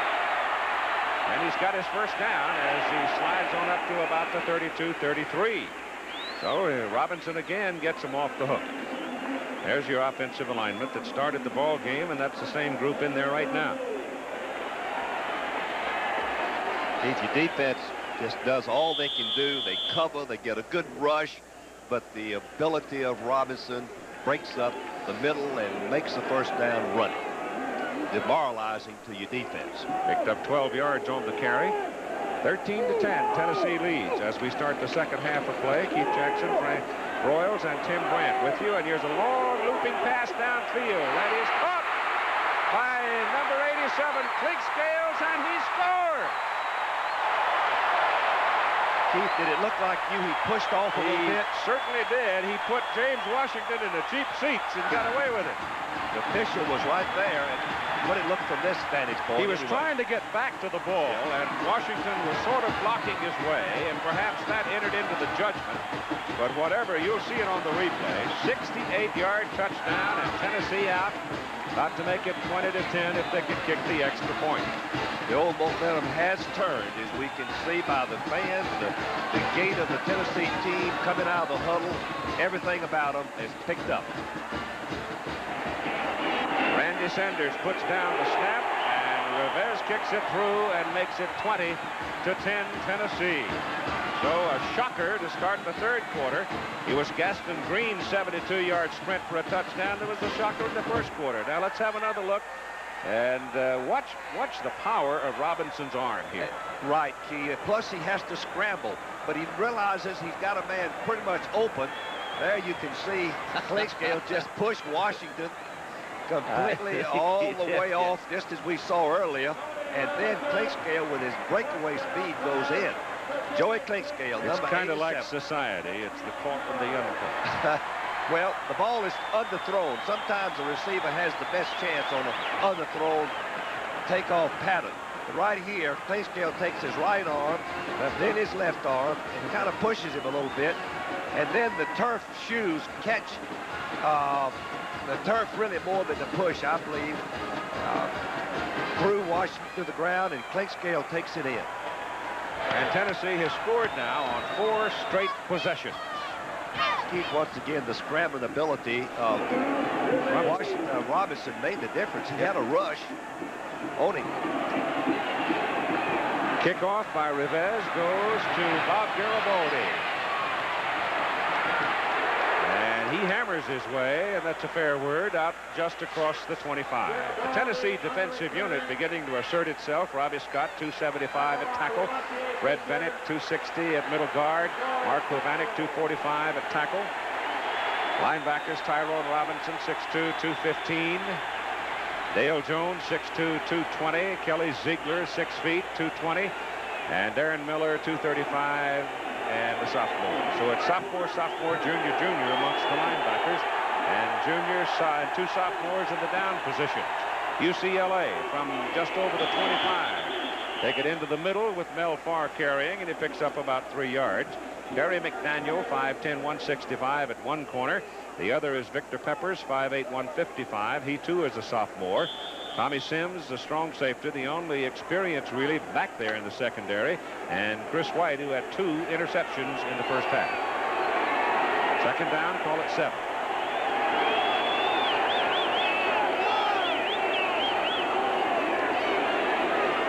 Stevens gives the ball to Gaston Green, and Green with a good strong run slipping off the corner. Takes the football out near the 40-yard line, and it looks like it's pretty much the same unit that started the ball game for UCLA. You've got Earl Smith coming into the ball game at a tight end spot now, replacing Tennell. No, Tennell stays in. They go double tight.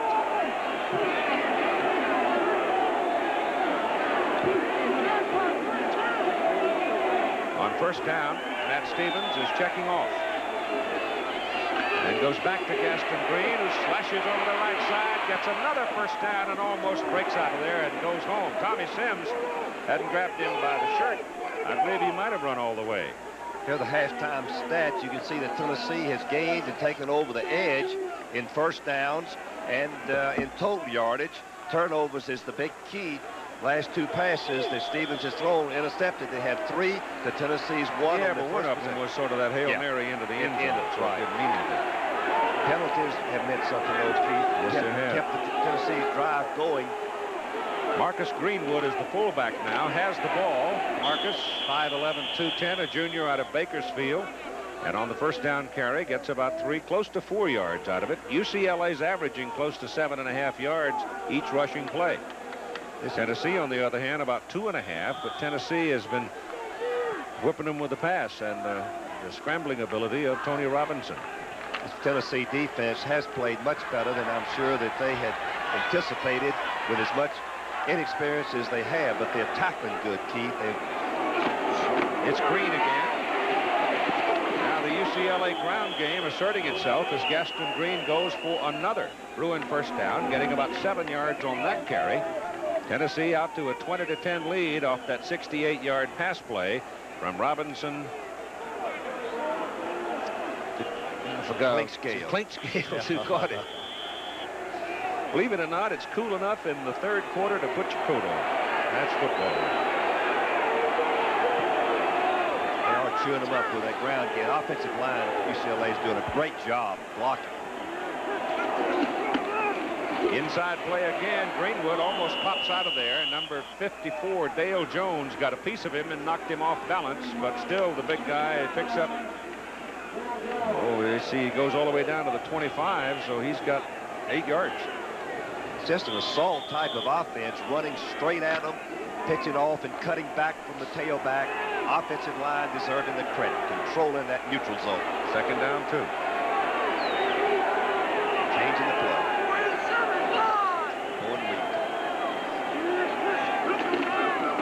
Green, hole left side, and gets the first down. So they are really just blowing them out of there. I think the attendance reflected there is a direct tribute to Bob Woodruff, because he's the man that started building here, the quality of the programs, and of course Bob Nealand and many, many others contributed to the legend of Tennessee football. But they fill it up mostly every week. Del Farr is back in at fullback. Green again, outside he goes. Boy, they're getting 7 yards off that first down carry every time, Frank. Dale Jones, number 54, was outside linebackers going to just chase. Good defensive players. When they see a chance, the ball carrier going the other way, don't let up. You never know when you're going to figure in the play. Take a good chase angle, and he does. 105 tackles last year. Still got 7 yards out of it. He's got 148 yards, Green does, on 15 carries.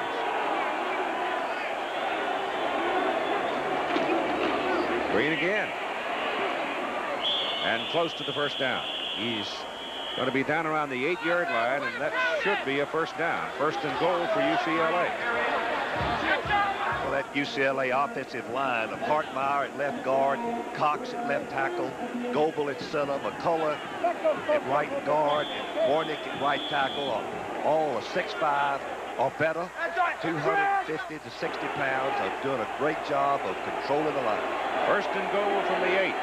UCLA's ball.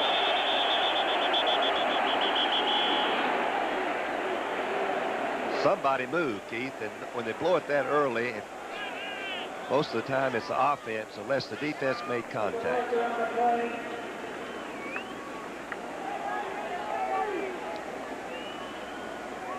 Against the Bruins. Yeah, they offensive linemen running on a quick count. One thing that Homer Smith, the offensive coordinator, does with his offense, they either run on a quick count or a delayed count. They alternate it to try to confuse the defense. The right of the screen, you see the left tackle Cox, number 72, jumping off ahead of the count. Couldn't wait, anxious to get after the Tennessee defense. So the ball comes back to about the 13, where it's first down and goal from there. Gaston Green. Green trying to cut back, can't do it. There's a good defensive play. Who was that? Number 14 it was. Perry Brown. Cornerback on that side, wouldn't let him outside, came back and whacked him down. Keith, you mentioned the cornerback, number 14, supporting on the sweep is the key to stopping that play. The cornerback has got to come up like a linebacker and turn it inside, and he did perfectly. Green has been the motor in this drive. Second down and goal. Not a pass. From the 11, and they give it to Green again, and he dives back to about the original line of scrimmage, where it'll be third down and goal. So Gaston Green in this drive has carried 2, 4, 6, 8 times for 58 yards. Keith, the coaches will tell you that when your team starts to drive and gets snapping the ball over 10 times, it sure increases the possibility of a mistake by the offense. It's what happened. UCLA got offside, a 5-yard penalty. That's put them in the hole. As Stevens, 9 for 16, 2 interceptions. He's got to throw here. Third and goal from the Tennessee 8. Gets it away, and it's intercepted. Intercepted at the 3-yard line by Victor Peppers. The rush on Stevens made him throw the ball poorly. Darnell is out in the open, but the ball is underthrown. Interception, stops the drive. Score 20-10, Tennessee. All right, Tennessee has got to protect the ball. Let's see if they let Robinson have his way down here, if they run everything out of there as they go to the big fullback Henderson. And Sam booms his way out to about the 6-yard line. As Bo Jackson's totals for the day, impressive, and Auburn had a game on their hands today, winning by 11. LSU had to come late to get that one. Big day for Wickersham and Hilliard. And Penn State beat Temple by 2. It is second down and 7 now with Jim Miller in at the fullback spot. And Robinson looks up to throw it. Nobody to throw it to, and Tony eats it back on the 5. Boy, that Chucky Miller, number 37, had done a great job on Swanson, the wide receiver. He couldn't get away from him. Nope. Couldn't get away from him. Disrupt that pattern. The quarterback raises up, throw quick. Don't back up if you're the defensive back. You know he's got to throw it quick. Now William Howard comes into the ball game, replacing Miller at fullback. BYU beaten up on the Huskies. And Oregon might be the spoiler in that Pac-10 this year. Third down and about 8. Pop it out of there with Charles Wilson. Wilson comes out to the 14, and he may have a first down. Boy, he had a hole behind that right guard, Bruin, and Hibbett, the center, and he's got a first down. When the defensive people get busy trying to rush the passer and contain someone like Robinson, they're subject to being blocked. And they got cross-blocked on that last play, and as G said, a big hole. And now at the 14.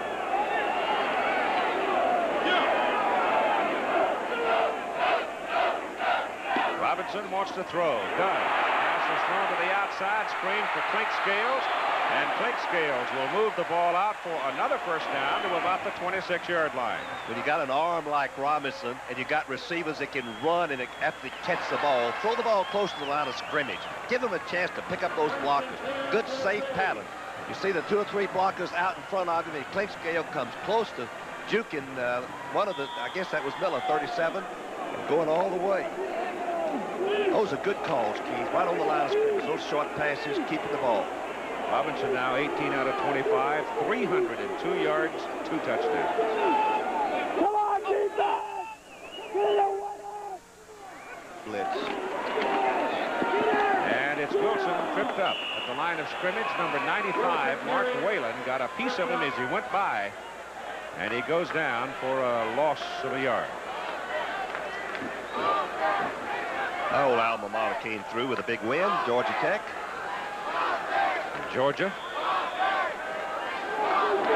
And Kansas, record performance at North-South is a throwing machine out there. Kansas is a dark horse in that game. Had a bunch of players. What did they lose? 7 players? 7 by academic ineligibility, but they're going ahead full speed. Second down, 11. Robinson down the middle. Got a man wide open for the first down at the 41-yard line. Eric Swanson. Robinson really took a shot. He stayed in there knowing that he's going to take that shot, and he throws that ball. He waits to the very last minute. He gets hit hard. But the ball is right on target. Swanson, junior college transfer from California, came in last year, had a good season as a pass receiver, and look how he jumps and cradles that ball. Let's see if he protects it. Goes down for the reception. 41-yard line, first down.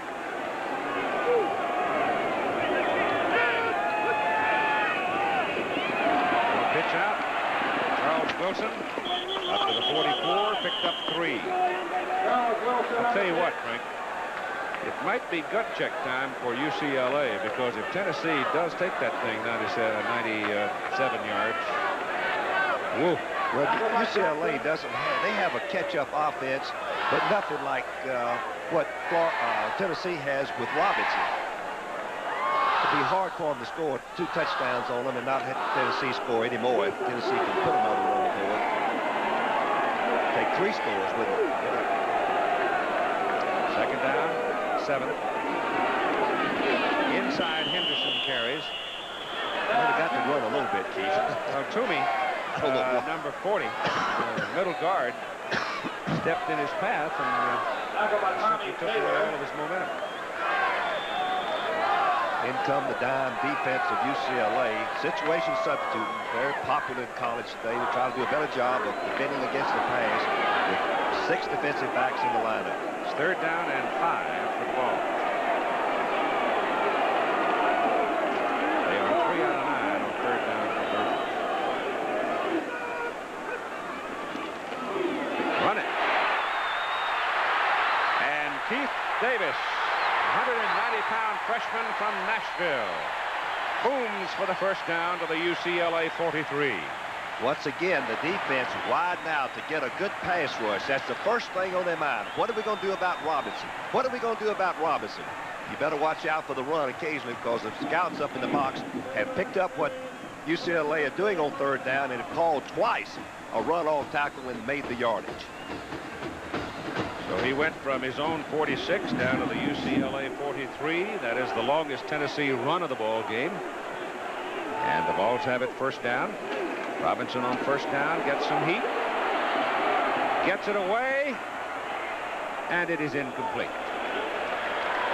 So he didn't want to get sacked, didn't want to waste it, so he threw it away. Now Jim. Kyle reminds us who beat Northwestern last week. Duke. Second down and 10. 43. Robinson whips it. Good. And it'll be a first down at about the 29 to Jeff Smith. Keith, that was a tremendous throw. Robinson was just on his haunches.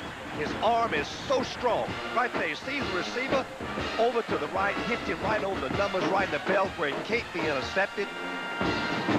Took a careful throw, everything perfect. Craig Rutledge jumped up on top of him, rode him down. He's big buffalo. He wasn't big enough to take him on head up. There's Robinson, number 10. Throw it again. Quickly to the sidelines to Swanson. And Swanson's inside the 20 and out of bounds at the 16. And that's another Tennessee first down. The Tennessee offense is picking this UCLA defense apart. And this defense at UCLA did a great job against Robbie Bosco last week at Brigham Young.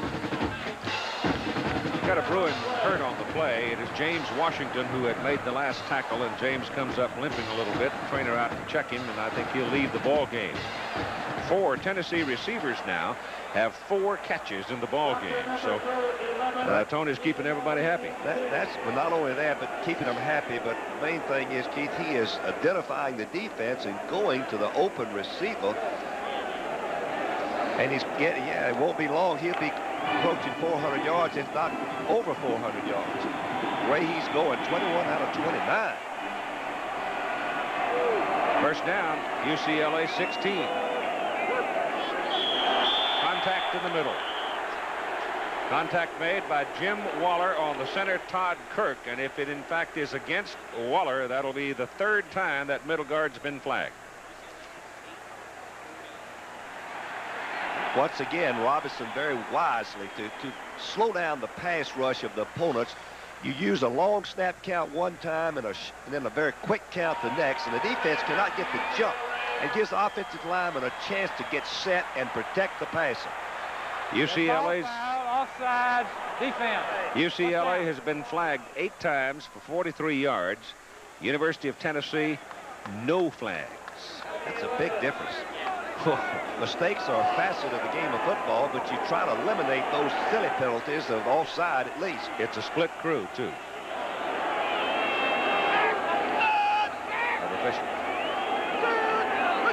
On 1st and 5, gives it away to Wilson. Big hole, and a penalty flag goes down as Wilson gets to the 2-yard line. And look out, Tennessee may have just inherited its first flag. Well, that umpire threw that flag 15 feet in the air. Makes you think he wanted to call it. On Tennessee, I guess. Yeah, that's too bad, folks. Had a great drive going. Just so many plays you can execute in college or in pro football. I was amazed last week that San Francisco, the world's champion, had 7 turnovers, Keith. It'll be a 10-yard hold, Coach. So it happens at all levels. 10 yards, going to back them up. That isn't going to slow this Robinson down unless UCLA gets some rush. But the big thing to me that I have not seen in many quarterbacks in my time, the strong arm that Robinson has, plus the quick feet. 10-yard penalty. Offense. Repeat the down. When you, First down. Keith, when you combine the rifle arm and the quick feet and the vision that he has, he knows where the receivers are. He's gone to the right man virtually every time, the open receiver. That's a trait that you see very seldom in any quarterback. Washington is back in after a cramp. Keith Davis and Jim Miller, the setbacks. It is Davis. And this time he is caught behind the line of scrimmage by Tommy Taylor, inside linebacker. You don't hear much about the linebackers making plays against Tennessee offense, Keith, because it's all east and west and fool them and a trap here and there and mostly passes. Taylor's been averaging 10, 11 tackles a ball game. This doesn't get the involvement. They spread them out. Collectively, they're not as good as individually, not as good as they are collectively.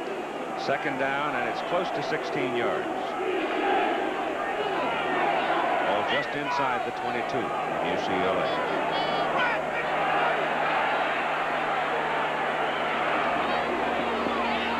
Little lead pass thrown out to Smith, and Smith is caught from behind and run down by Chance Johnson, outside linebacker there. He's a redshirt freshman from Compton. And so they'll be looking at 3rd and long. 3rd down, 12. The tight end Smith just breaks in the flat, and the ball is right there, perfectly thrown by Robinson. He doesn't back up. He just raises up right the line of scrimmage and hits him. And if Chance does not make the tackle, it's a touchdown. As UCLA was in the blitz, man-for-man coverage. It's a pretty heads-up play by that redshirt freshman. It certainly was. He made a great play to even make the tackle. He's 1 step behind. It's all he could do.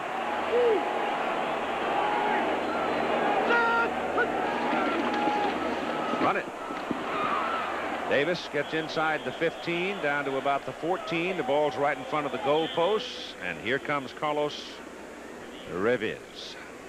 It's a good play. 3rd and real long. You want to be sure and get something. You've moved the length of the field. Where to start? On the 3-yard line, Keith? Yep.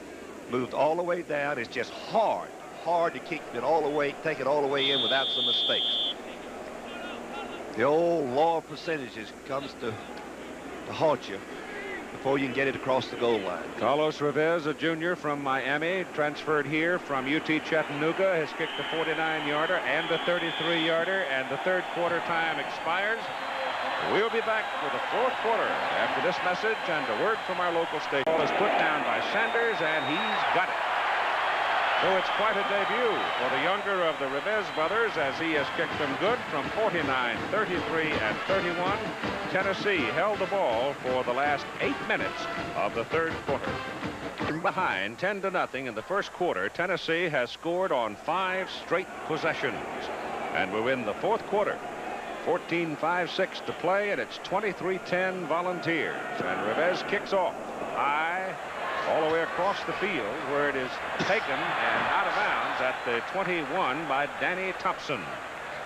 Then he made the catch, but momentum carried him out of bounds. As we look at the stats, Tennessee with 19 first downs. That's sensational. Look at the passing yards by Robinson.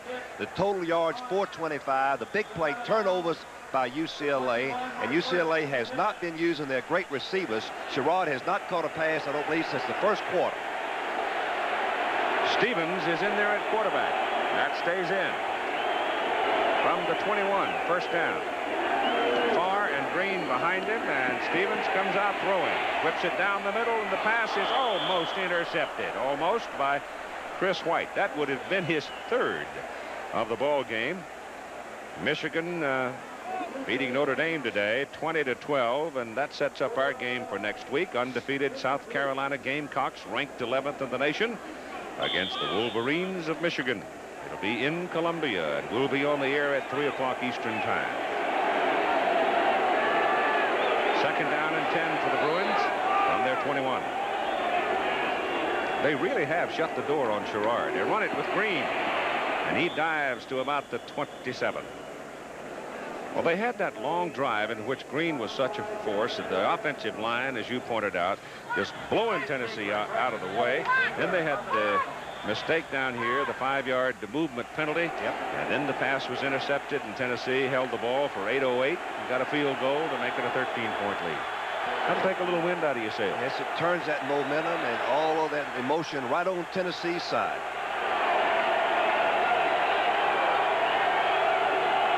Third and a long 4. They go for Sherrod, and it's too high. Incomplete. It was deflected, Keith, by the lineman. Now Jim Lampley.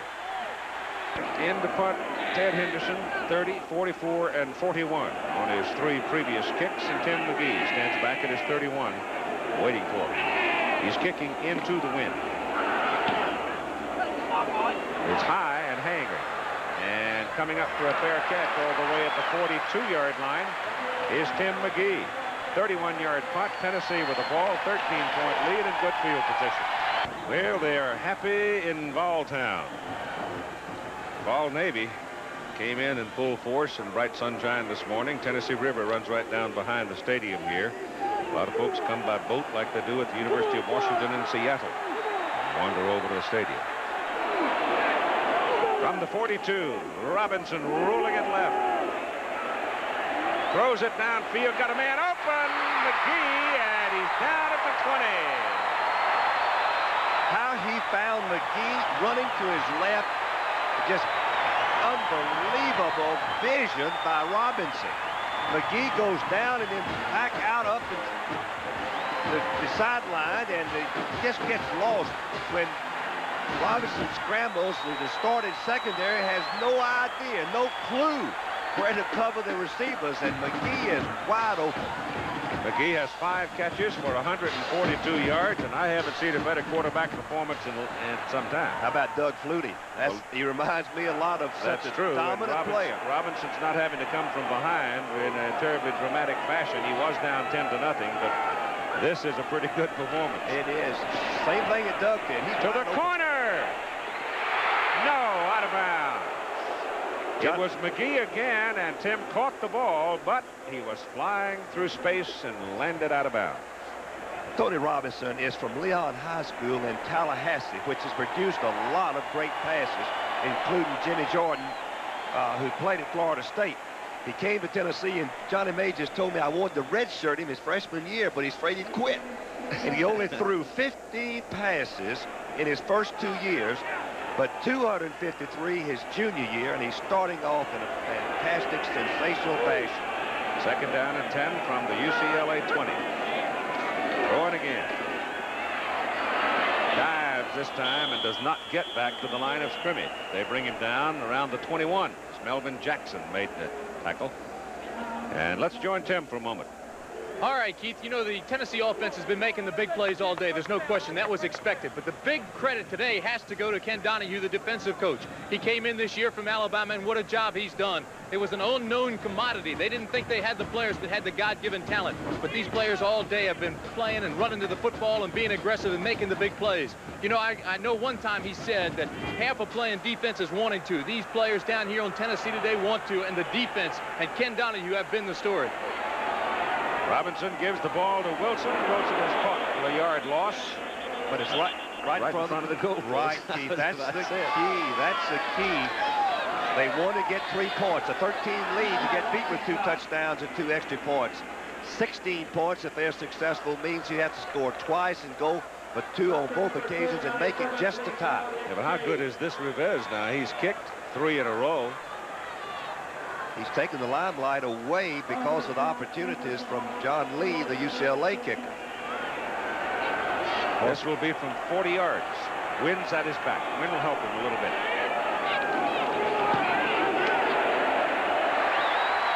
He got it. So he has kicked 49, 33, 31, and 40. And the Tennessee Volunteers have moved out to a 26-10 lead with 11:57 to play. Well, the 94,370 folk, about 370 of them are UCLA boosters. The other 94,000, I think, belong to Tennessee. And their team is sitting on a 16-point lead right now. It's a little surprising to me, frankly. It is to me, Keith. Also, Ron Zook is the defensive backfield coach, and Johnny Majors tells me that he's one of the brightest young men he's ever had. His defensive backs, inexperienced, have just played great. Bad kick by Carlos Rivez. It goes out of bounds up around the 11-yard line, so that'll back him up 5 yards. He's got the wind at his back now. All he has to do is time it right and unload on it, and he'll get it way downfield. ABC's Monday Night Football presentation, NFL next Monday night, will be Pittsburgh and Cleveland. Steelers opened with a lot of points, and they go against the Cleveland Browns. That is in the AFC Central. And then on Thursday night, we've got the NFC Central for you. The Chicago Bears, who won their opener, and the Minnesota Vikings, who shocked San Francisco with a win in the opener. Kind of nice to have Bud back coaching. It certainly is. One of my favorite friends played for Bud Grant for 6 years and thinks there's no finer person than Bud Grant and what a great coach he is. I guess you could only catch so many fish, huh? Yeah. And Minnesota beat the 49ers in that first game of Grant coming back. His return, his comeback from the last week. 28. This time Rivez gets it. All of it. Knocks it into the end zone a yard deep to Bob Garibaldi.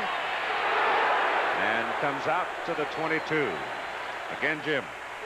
We've got an injured player down on the field. In at quarterback to run this offensive series will be David Norrie. But we've got a timeout for an injured UCLA player. Taking a lick. Daddy was heavyweight champion. All right. David Norrie is in for his first snap of the ball game on first down from about the 22. And David back to throw. Gets it away to the sideline. Sherrard makes the catch for a first down up around the 42-yard line. Norrie, 6'5", 210, fifth-year senior from Portland, Oregon. Here's Tim. Keith, you mentioned that Ken Norton, the son of the former heavyweight champ Ken Norton, was injured on that play. They're working on his hip. It looks like a hip pointer, and he's really in a lot of pain. You know how that is. That could keep you out a while, but he is a sophomore inside linebacker. His expectations here at UCLA are high. It's going to be a good one, I think. Gets that from his dad. You're right. Hate to see that hip pointer, though. That's a painful injury. 41-yard line. First down. Norrie gives the ball away. No, keeps it. Whips it sidearm to the sidelines, and the pass is completed. Up at the 46 to Al Wilson, number 88. David Norrie was the third-team quarterback last year for UCLA. Had 7 completions out of 17 attempts. 1 interception and no touchdowns.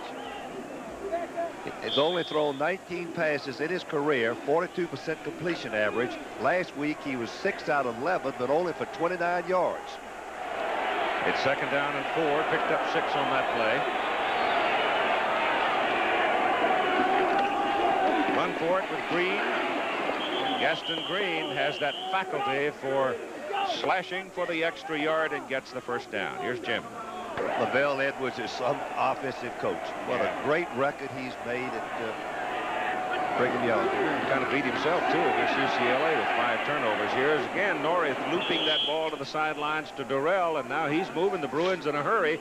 You've got 10 minutes and 41 seconds to play in the football game. They're down by 16 points. They have a first down at the Tennessee 36. Tennessee continues to stay in a running defense, single coverage their receivers and giving them the little short pass, and Norrie has been right on target on 3 successive attempts, making the first downs.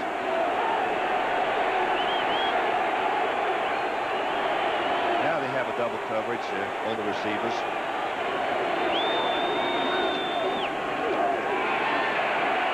Going big for it. And it is thrown too far, incomplete. Pass is intended for number 81, Derek Tunnell, and Dale Jones, outside linebacker, trying to stay with him, and did a good enough job, certainly. There's Johnny Majors, All-American at Tennessee. I was coaching at Georgia Tech when they defeated us in that great battle in Atlanta, 6-0, went on to have an undefeated season. All-American on everybody's team.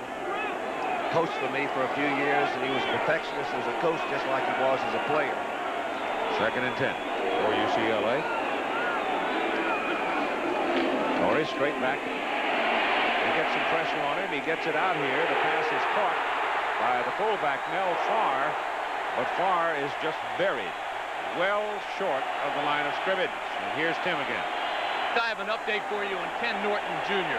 It is not a hip pointer. I just talked to the doctors. They said he took a pretty vicious shot to the side, but they really feel he's going to be okay. Now they don't suspect the hip pointer. That's good news. I'm sure Dad's watching back home.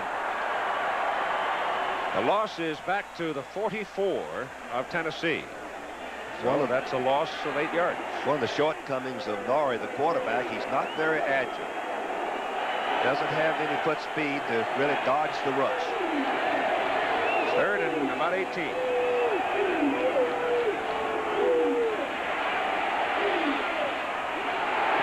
Overthrows it. It's intercepted by Chris White, his 3rd of the day. White's got some help coming back upfield. All the way to the 39. Keith, that ball wasn't even spiraling. Looked like he was twirling through the air. I don't know what happened. How about the substitute, White, who has 3 interceptions? Only plays he had made was on the special teams before today. So Tennessee owns the football, first down at their own 39, leading 26-10. UCLA, unless they have some real thunder and lightning here, going to go 1-1 on opening successively on the road. They have San Diego State at home September 21 and open the conference September 28 at Seattle against Washington. Tennessee gives the ball to Davis.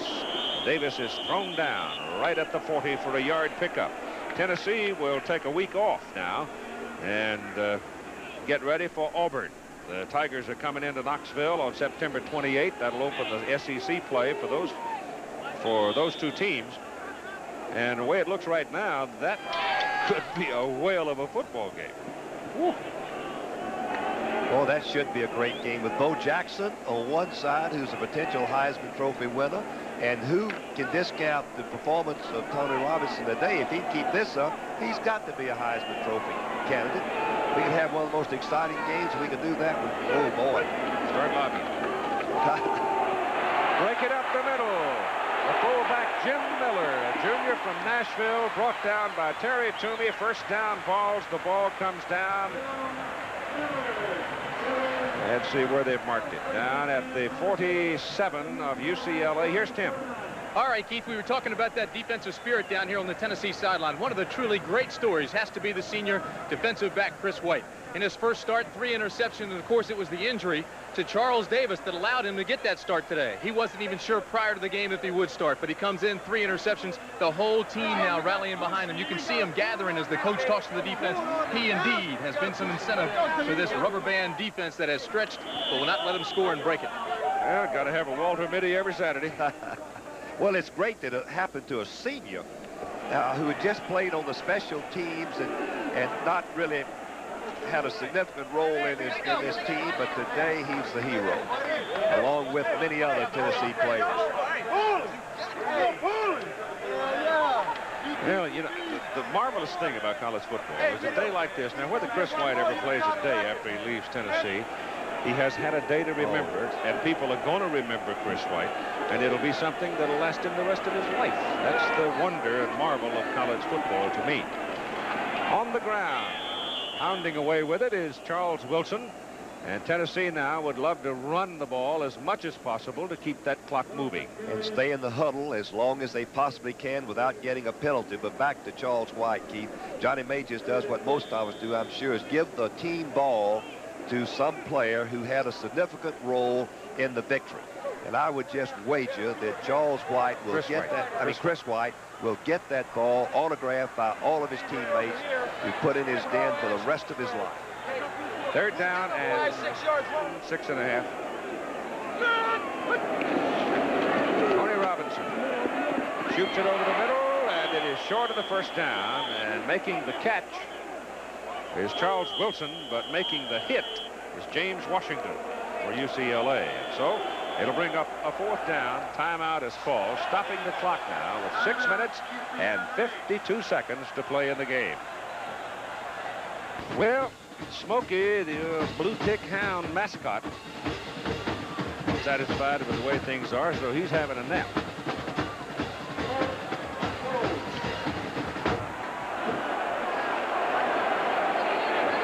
It is 4th down, 2 yards plus, and they're going for it. Oh, they're just going to try to draw them all, Keith, and punt them.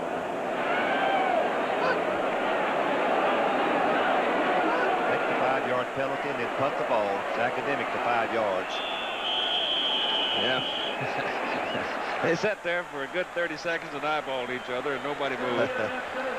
Now in comes Garman to do the punting. Garman has punted only 1 time today. 1 time. Well, this is the first possession that Tennessee hasn't scored on in 6. 6 consecutive unanswered scores by the Tennessee Volunteers. A little bit different style of play than what we used to see at Tennessee with the old single wing.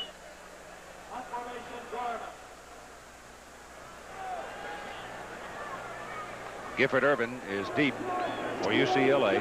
Block is on, Keith. Going after it. Tennessee. Best chance. Gets it out. And whoa, it's knocked down. Short of the goal line. How about that? When everything's going right, you just don't worry about it. Just ride the roll, and they have killed the ball inside the 5. Down, literally. Well, they're going to mark it out a little bit from the goal line, out to about the 3. With UCLA safety was somebody really hustled down there to get that ball out of the end zone, keep it from going in. Then about 3 of them, yeah, 25 is going to really, and he's close to the goal line there. The first man, I couldn't see his number. Well, UCLA is 97 yards away from the Tennessee goal line, trailing by 16 points, 6:38 to play. And David Norrie is in at quarterback. Throws to Durrell and misses Carl. Through behind him. South Carolina, Michigan, from Columbia. We'll have about 75,000 folks in Columbia next week. And they are wound up about their football team down there now. I guess Mike Holt is the starting quarterback this year for South Carolina. Yeah, but he's still rotating, isn't he? Is he? With Mitchell and Holt. Joe Morrison, he's turned that program around as fast and quick as anybody that's been in college football. 2nd down and 10 from their 3. Norrie out of his end zone. Goes down the middle with it, and the pass is too high. Gerard got a hand on it, could not haul it down. Again, Jim. 3rd and 10. Tough operating down there with 94,000 folks hollering.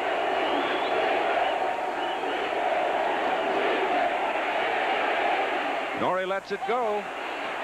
Sherrard in a foot race, and a great catch by Sherrard. He had 2 people there, and he pulled the ball down. Chris White and Victor Peppers were with him, but he just went higher. Sherrard is such a great receiver. Concentration. He just runs along at the last minute. At the proper time, he goes up and catches the ball. Peppers, number 8, just couldn't stay with him. And White was coming across, number 7. But Sherrard had that body control and came down with it. 5 catches for Mike, 95 yards. First down, UCLA. Out of the shotgun now. Snapped from their own 48. Pass thrown to the sidelines and incomplete, the penalty flag, and you may have interference called here. With that force of years, you're going to be a non-factor when the Hogs play the Rebels tonight, I can tell you that. Well, I'm looking forward to being there tonight in Jackson, Mississippi. I'll be yelling either way. Well, I can or can't. So,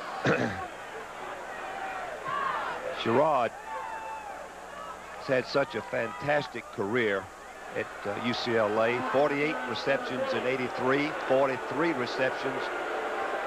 Jim Welch is the man that gets flagged here for Tennessee. Sherrod just goes down and breaks out. Oh, it's Anderson. Willie Anderson, yes.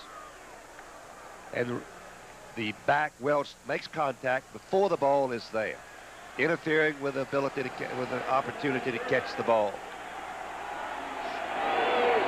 Out of the shotgun on first down from the Tennessee 41. Norrie takes off up the middle and picks up a first down. His advance will be to the 30. There's a penalty flag. It's going against Tennessee, and that's going to help the Bruins. You've got 5:55 to play. 26-10, Tennessee leads. But I would never go past the old Yogiism. Ain't over till it's over. Oh, boy. Well, Tennessee's getting a few bad breaks now, late in the ball game. Seems that's the way it goes sometimes. You get a big lead, and the mistakes start making mistakes. 5-yard face mask penalty defense.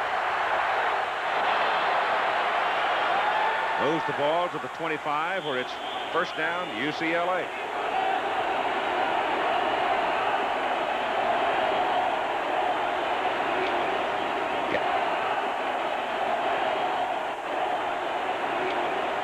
Gaston Green.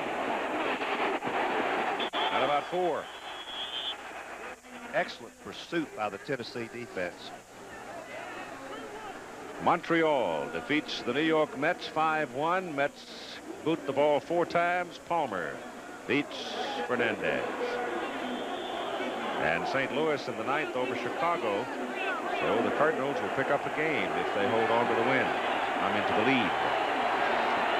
Second down, 6.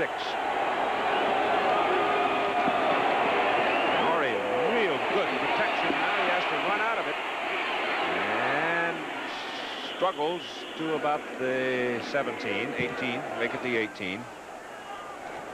No huddle. The signal offense that Tim Brandt talked about before the ball game. Now timeout. Tennessee. Well, I would imagine the Tennessee defense wants to talk. They have been so strong for 2.5 quarters, and now they've grown a little permissive.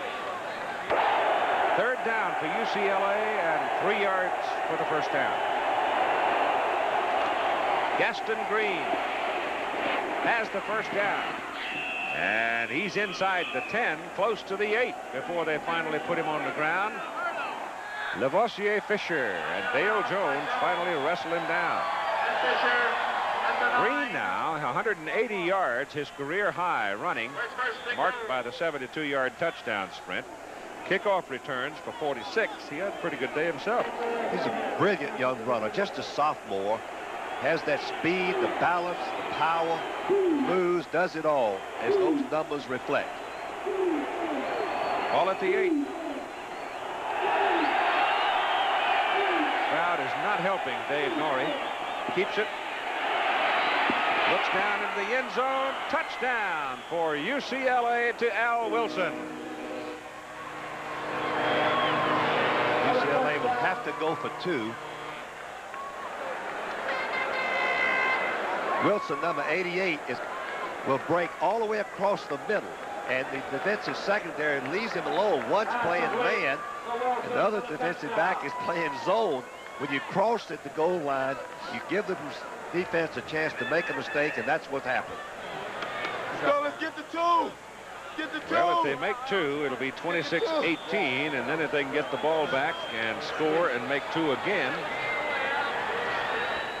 making 2 successive 2-point conversions, odds are not good.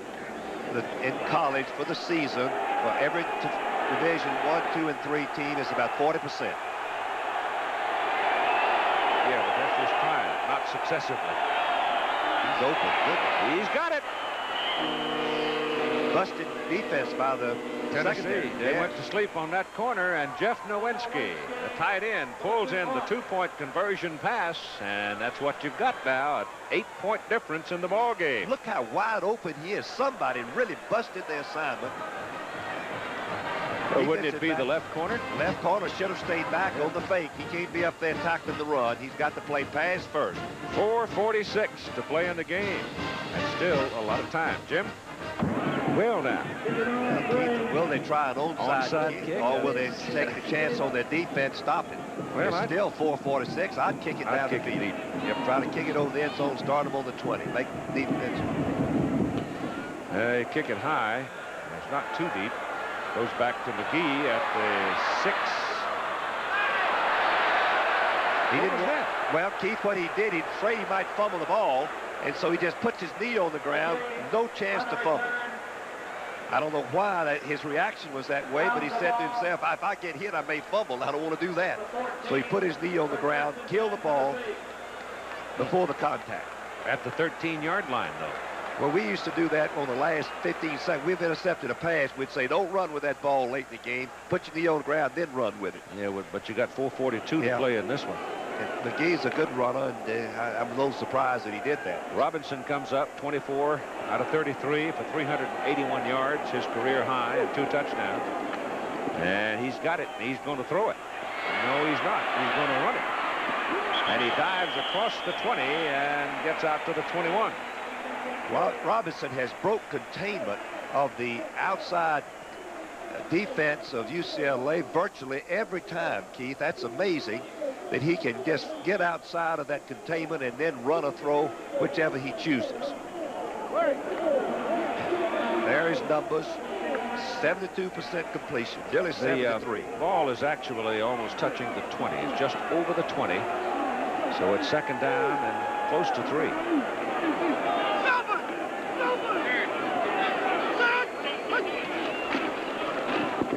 They hand it off to Wilson. No, not Wilson. Davis. And Davis does not get the first down. You can be assured that in the huddle, they're cautioning the backs to protect that football. As we look at the defense, the staff of Tennessee. Yeah, but if they don't make it on 3rd and a long one here, they got to give UCLA back the ball with 3.5 minutes to play.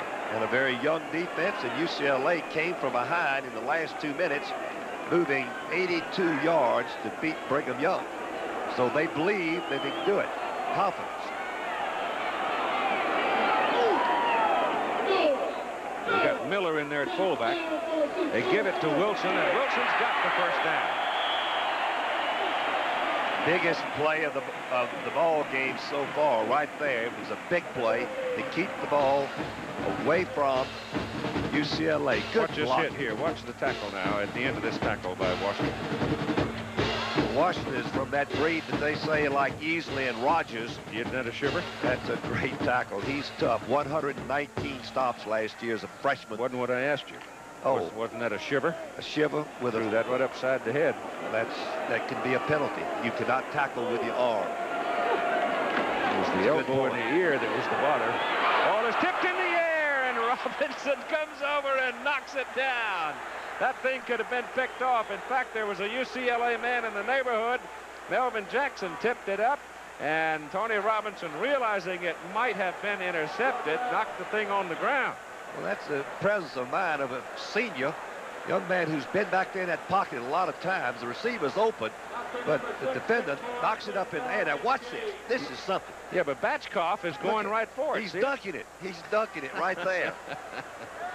He didn't want it. Might fumble if he'd caught it. Did the smart thing. Yeah, that 245-pounder with red eyes coming at him, too. He would have taken some punishment. That does stop the clock. Incomplete pass stops the clock. Something that Tennessee doesn't really want to do if they keep from it. Second down and 10. Bill changed the play at the line. Numbers game. Davis. Good blocking on the left side, but good reaction by the UCLA backers, and Melvin Jackson and James Washington come up to get him in a hurry. Washington came close to stripping the ball right out of his hands. He went for the ball, which is what you're supposed to do at this late stage of the ball game. Washington put his headgear, his arm right on it, but couldn't knock it loose. 2:20 and counting. 3rd down and 7, Tennessee. Just beyond their own 32. 3rd and 7.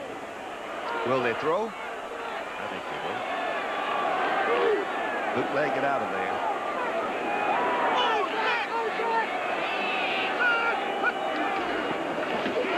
Nope.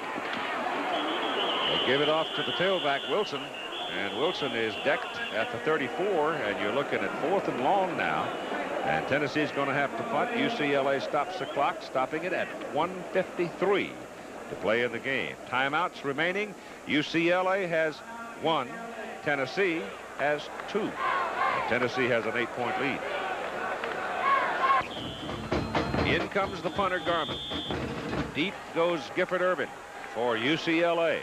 1:53 to play. Block is owned by UCLA. Joel Farmer snaps it. Good snap. Kick is away. Urban at the 25. Down at the 27. Joel Farmer, the man who snapped it, the man who makes the tackle. It was a 40-yard punt by Garmin and a 1-yard return. Now the Tennessee defense have to make up their mind. They don't want to play a prevent, but they don't want to give the easy touchdown either. With Sherrod, Cannell, and Durrell, 3 great receivers, UCLA are forever dangerous. Dale Jones, the linebacker, trying to get the crowd into it, waving his arms and come on, make some noise. 94, almost 95,000 of you. And out of the shotgun, Dave Norrie drops to throw it. Dumps it off to Gaston Green out of the backfield, and he can't get it down.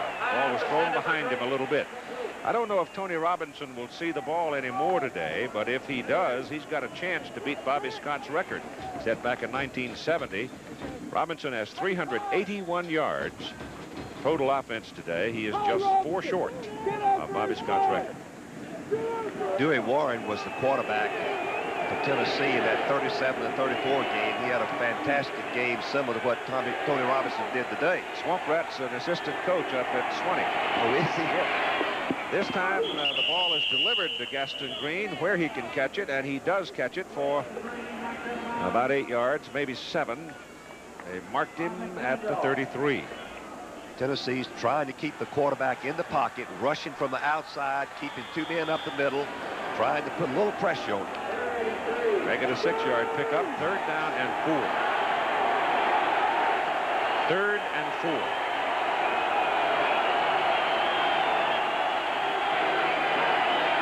They give it to Primus. And Primus is knocked out of bounds. Close.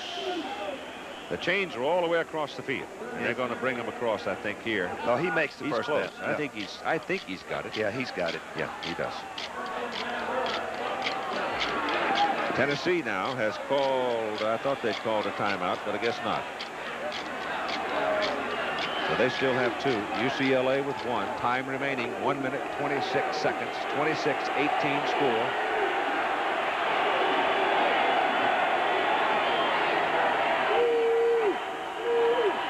Norrie going under center, rolls this one out, gets the pressure, sack him. He throws the ball, a pass is caught. How about that? The big guy from Portland, Oregon was on his way down and saw a man and threw the ball to Mike Sherrard, and Sherrard made the catch close to a first down. Dale Jones had a hold of him and had him on the way down. Look at this. The quarterbacks are taught to throw that ball if they can, anything to avoid the loss. That's something they work on every day. But look at that one-handed catch by Sherrard. He makes a nice gain out of it. They're going to bring the chains in. They want to know exactly how far they have to go. They do not have the first down, but they want to know precisely how much they need. With 1 timeout left, they don't really need to be running the football at all. Well, he needs, what, a half a yard? Half a yard. This is the college football scoreboard coming up next. This is just what UCLA did last week. Come in from behind in the last 2 minutes to win the ball game. So they believe they can do it. There's a confidence level out there. You can see it.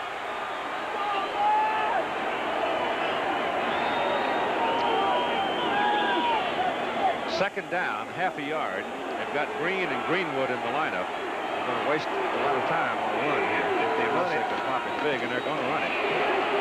Well, they're going to run it pretty well. Get out of bounds. Gaston Green blows it over the left side and goes down to about the Tennessee 41 and gets out of bounds, killing the clock with 1:01 to play.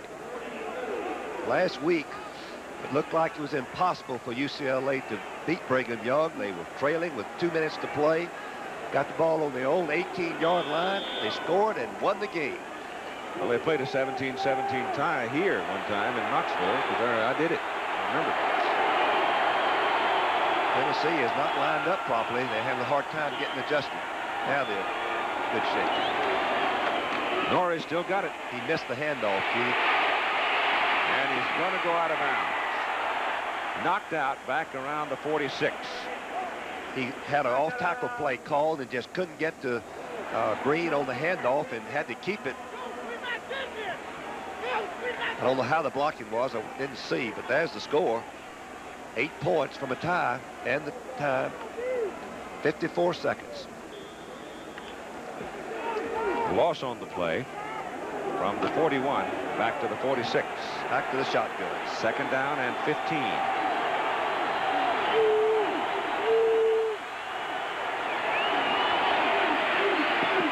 Across the field, Sherrard got it out of bounds. And first down at the 27 of Tennessee. There's an old saying, threading the needle, and that's exactly what happens here. As Norrie throws the ball right in between the defenders, in front of one, behind the other, and inside of the third man. 3 of them around Sherrard, and they couldn't get to it. Sherrard now 7 catches, 124 yards. 49 seconds to play. First down. Just inside the 27. Here's the blitz. Give it a Green. To the 25, 2 yards. Victor Peppers, the right corner, came up to support on that side and did the job. And you've got timeout called by UCLA. That is their last one. You have 43 seconds to play. Lots of hustle, that's our repeat. That's why he's eating what the big boys eat. Loved his Wheaties since he was small. Now dig in, big boy, have a ball. Classic hits of crunchy wheat. Pure and simple, not too sweet. Dive right into those Wheaties feet. Now go tell your mama what the big boys eat. That's a big step, Tom. I'm still gonna go to college, Dad, but after the Army. I thought you wanted to be an electrical engineer. I'll be learning about electronics, and I can qualify for the new GI Bill and new Army College Fund. If you qualify, the new GI Bill and new Army College Fund can help you save over $25,000 for tuition. So you're going to be a soldier? Yeah. Be all that you can be. And an engineer. Find your future. Be a good one. In the Army.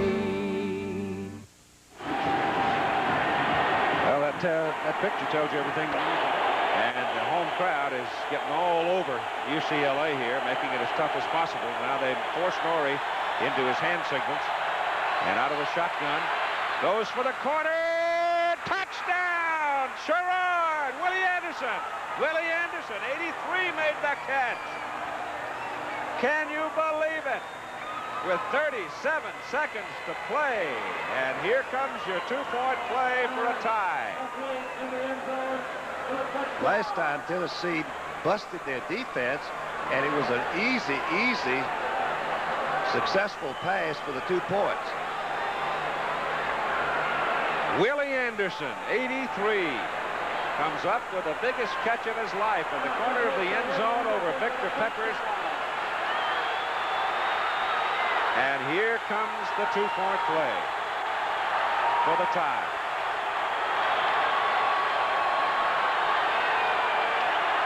They give it to Gaston Green. He's in there.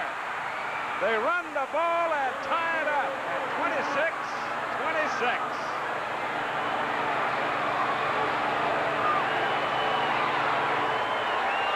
There's not much you can say except give tremendous credit to that UCLA team for not giving up, putting forth the effort. They did it last week, and they've done it again. Here's the touchdown. Anderson just runs a fly pattern. Tennessee was trying to blitz, had man-for-man coverage. Peppers, number 8, is beaten by 1 step, and the ball is right on target. Here's another view from behind the quarterback. Takes a perfect throw. Peppers, number 8, has got pretty good position, just 1 step.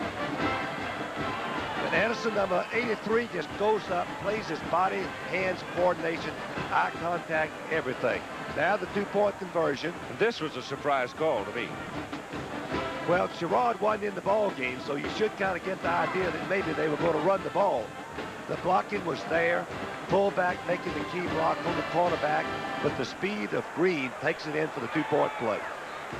So when Tennessee seemingly had it in hand, 26-10 in the 4th quarter, the Bruins have come bang-bang for 2 touchdowns and successive 2-point conversions, and the crowd of 94,000 is quiet.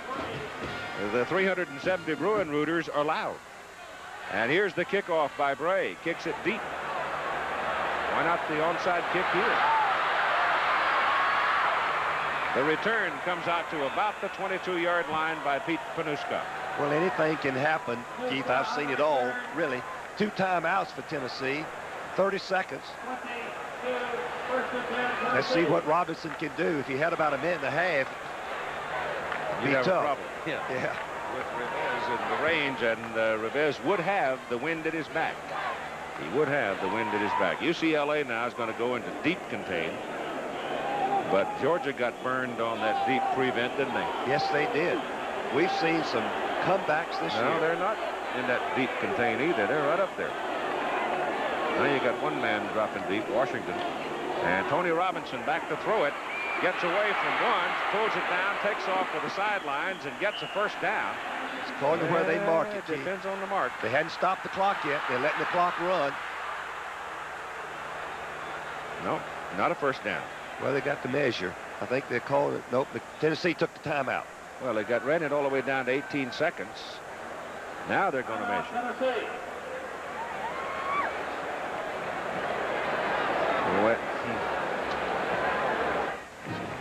They need to hit one big pass to get him in range. Now, I don't frankly know what his range is. He's hit one from 49 today, and he hit that one from 49 into the wind. Now, you might give him a shot at a 55-yarder, and with the help of the wind, who knows? Well, he was kicking before the game 55-yarders, nearly up to 60. I was watching him. Tennessee has 1 timeout remaining. It's a 60-minute game, isn't it, Coach? Yes, it is. College football. The passing game, Keith, has revolutionized and made everything pretty even in college. Anybody can win on any given day.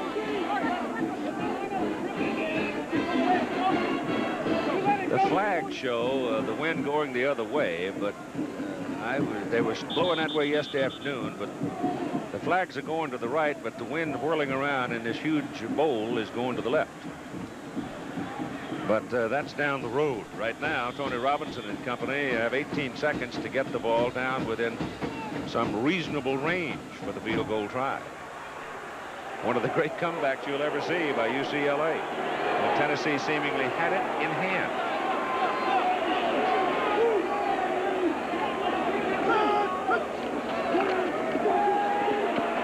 Robinson under pressure, gets it away and throws it away. Didn't have anybody. And Tim McGee, I'll guarantee you, drew a crowd that time. I'd be watching Tim McGee with about 2, maybe 3 men on him. There's Robinson. 11 seconds to play. That pass took 7 seconds, so he's got to hit something down that middle or deep on the boundary and step out of bounds.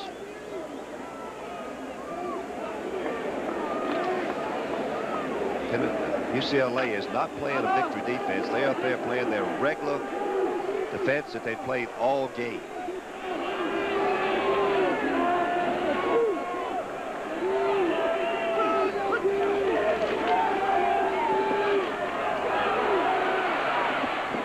Pass is caught. Player tumbles out of bounds. That's Wilson out of the backfield. That stopped it. That stopped it. No, it didn't stop it. Didn't stop it. Didn't you knock him out of bounds? Game's over. Looks like it. Game's over. They rule him down. He did not stop the clock as he went to the turf, and the game is over. Sort of an anticlimactic way to end the ball game, perhaps. But UCLA down 26-10 in the fourth quarter comes storming back with 2 touchdowns.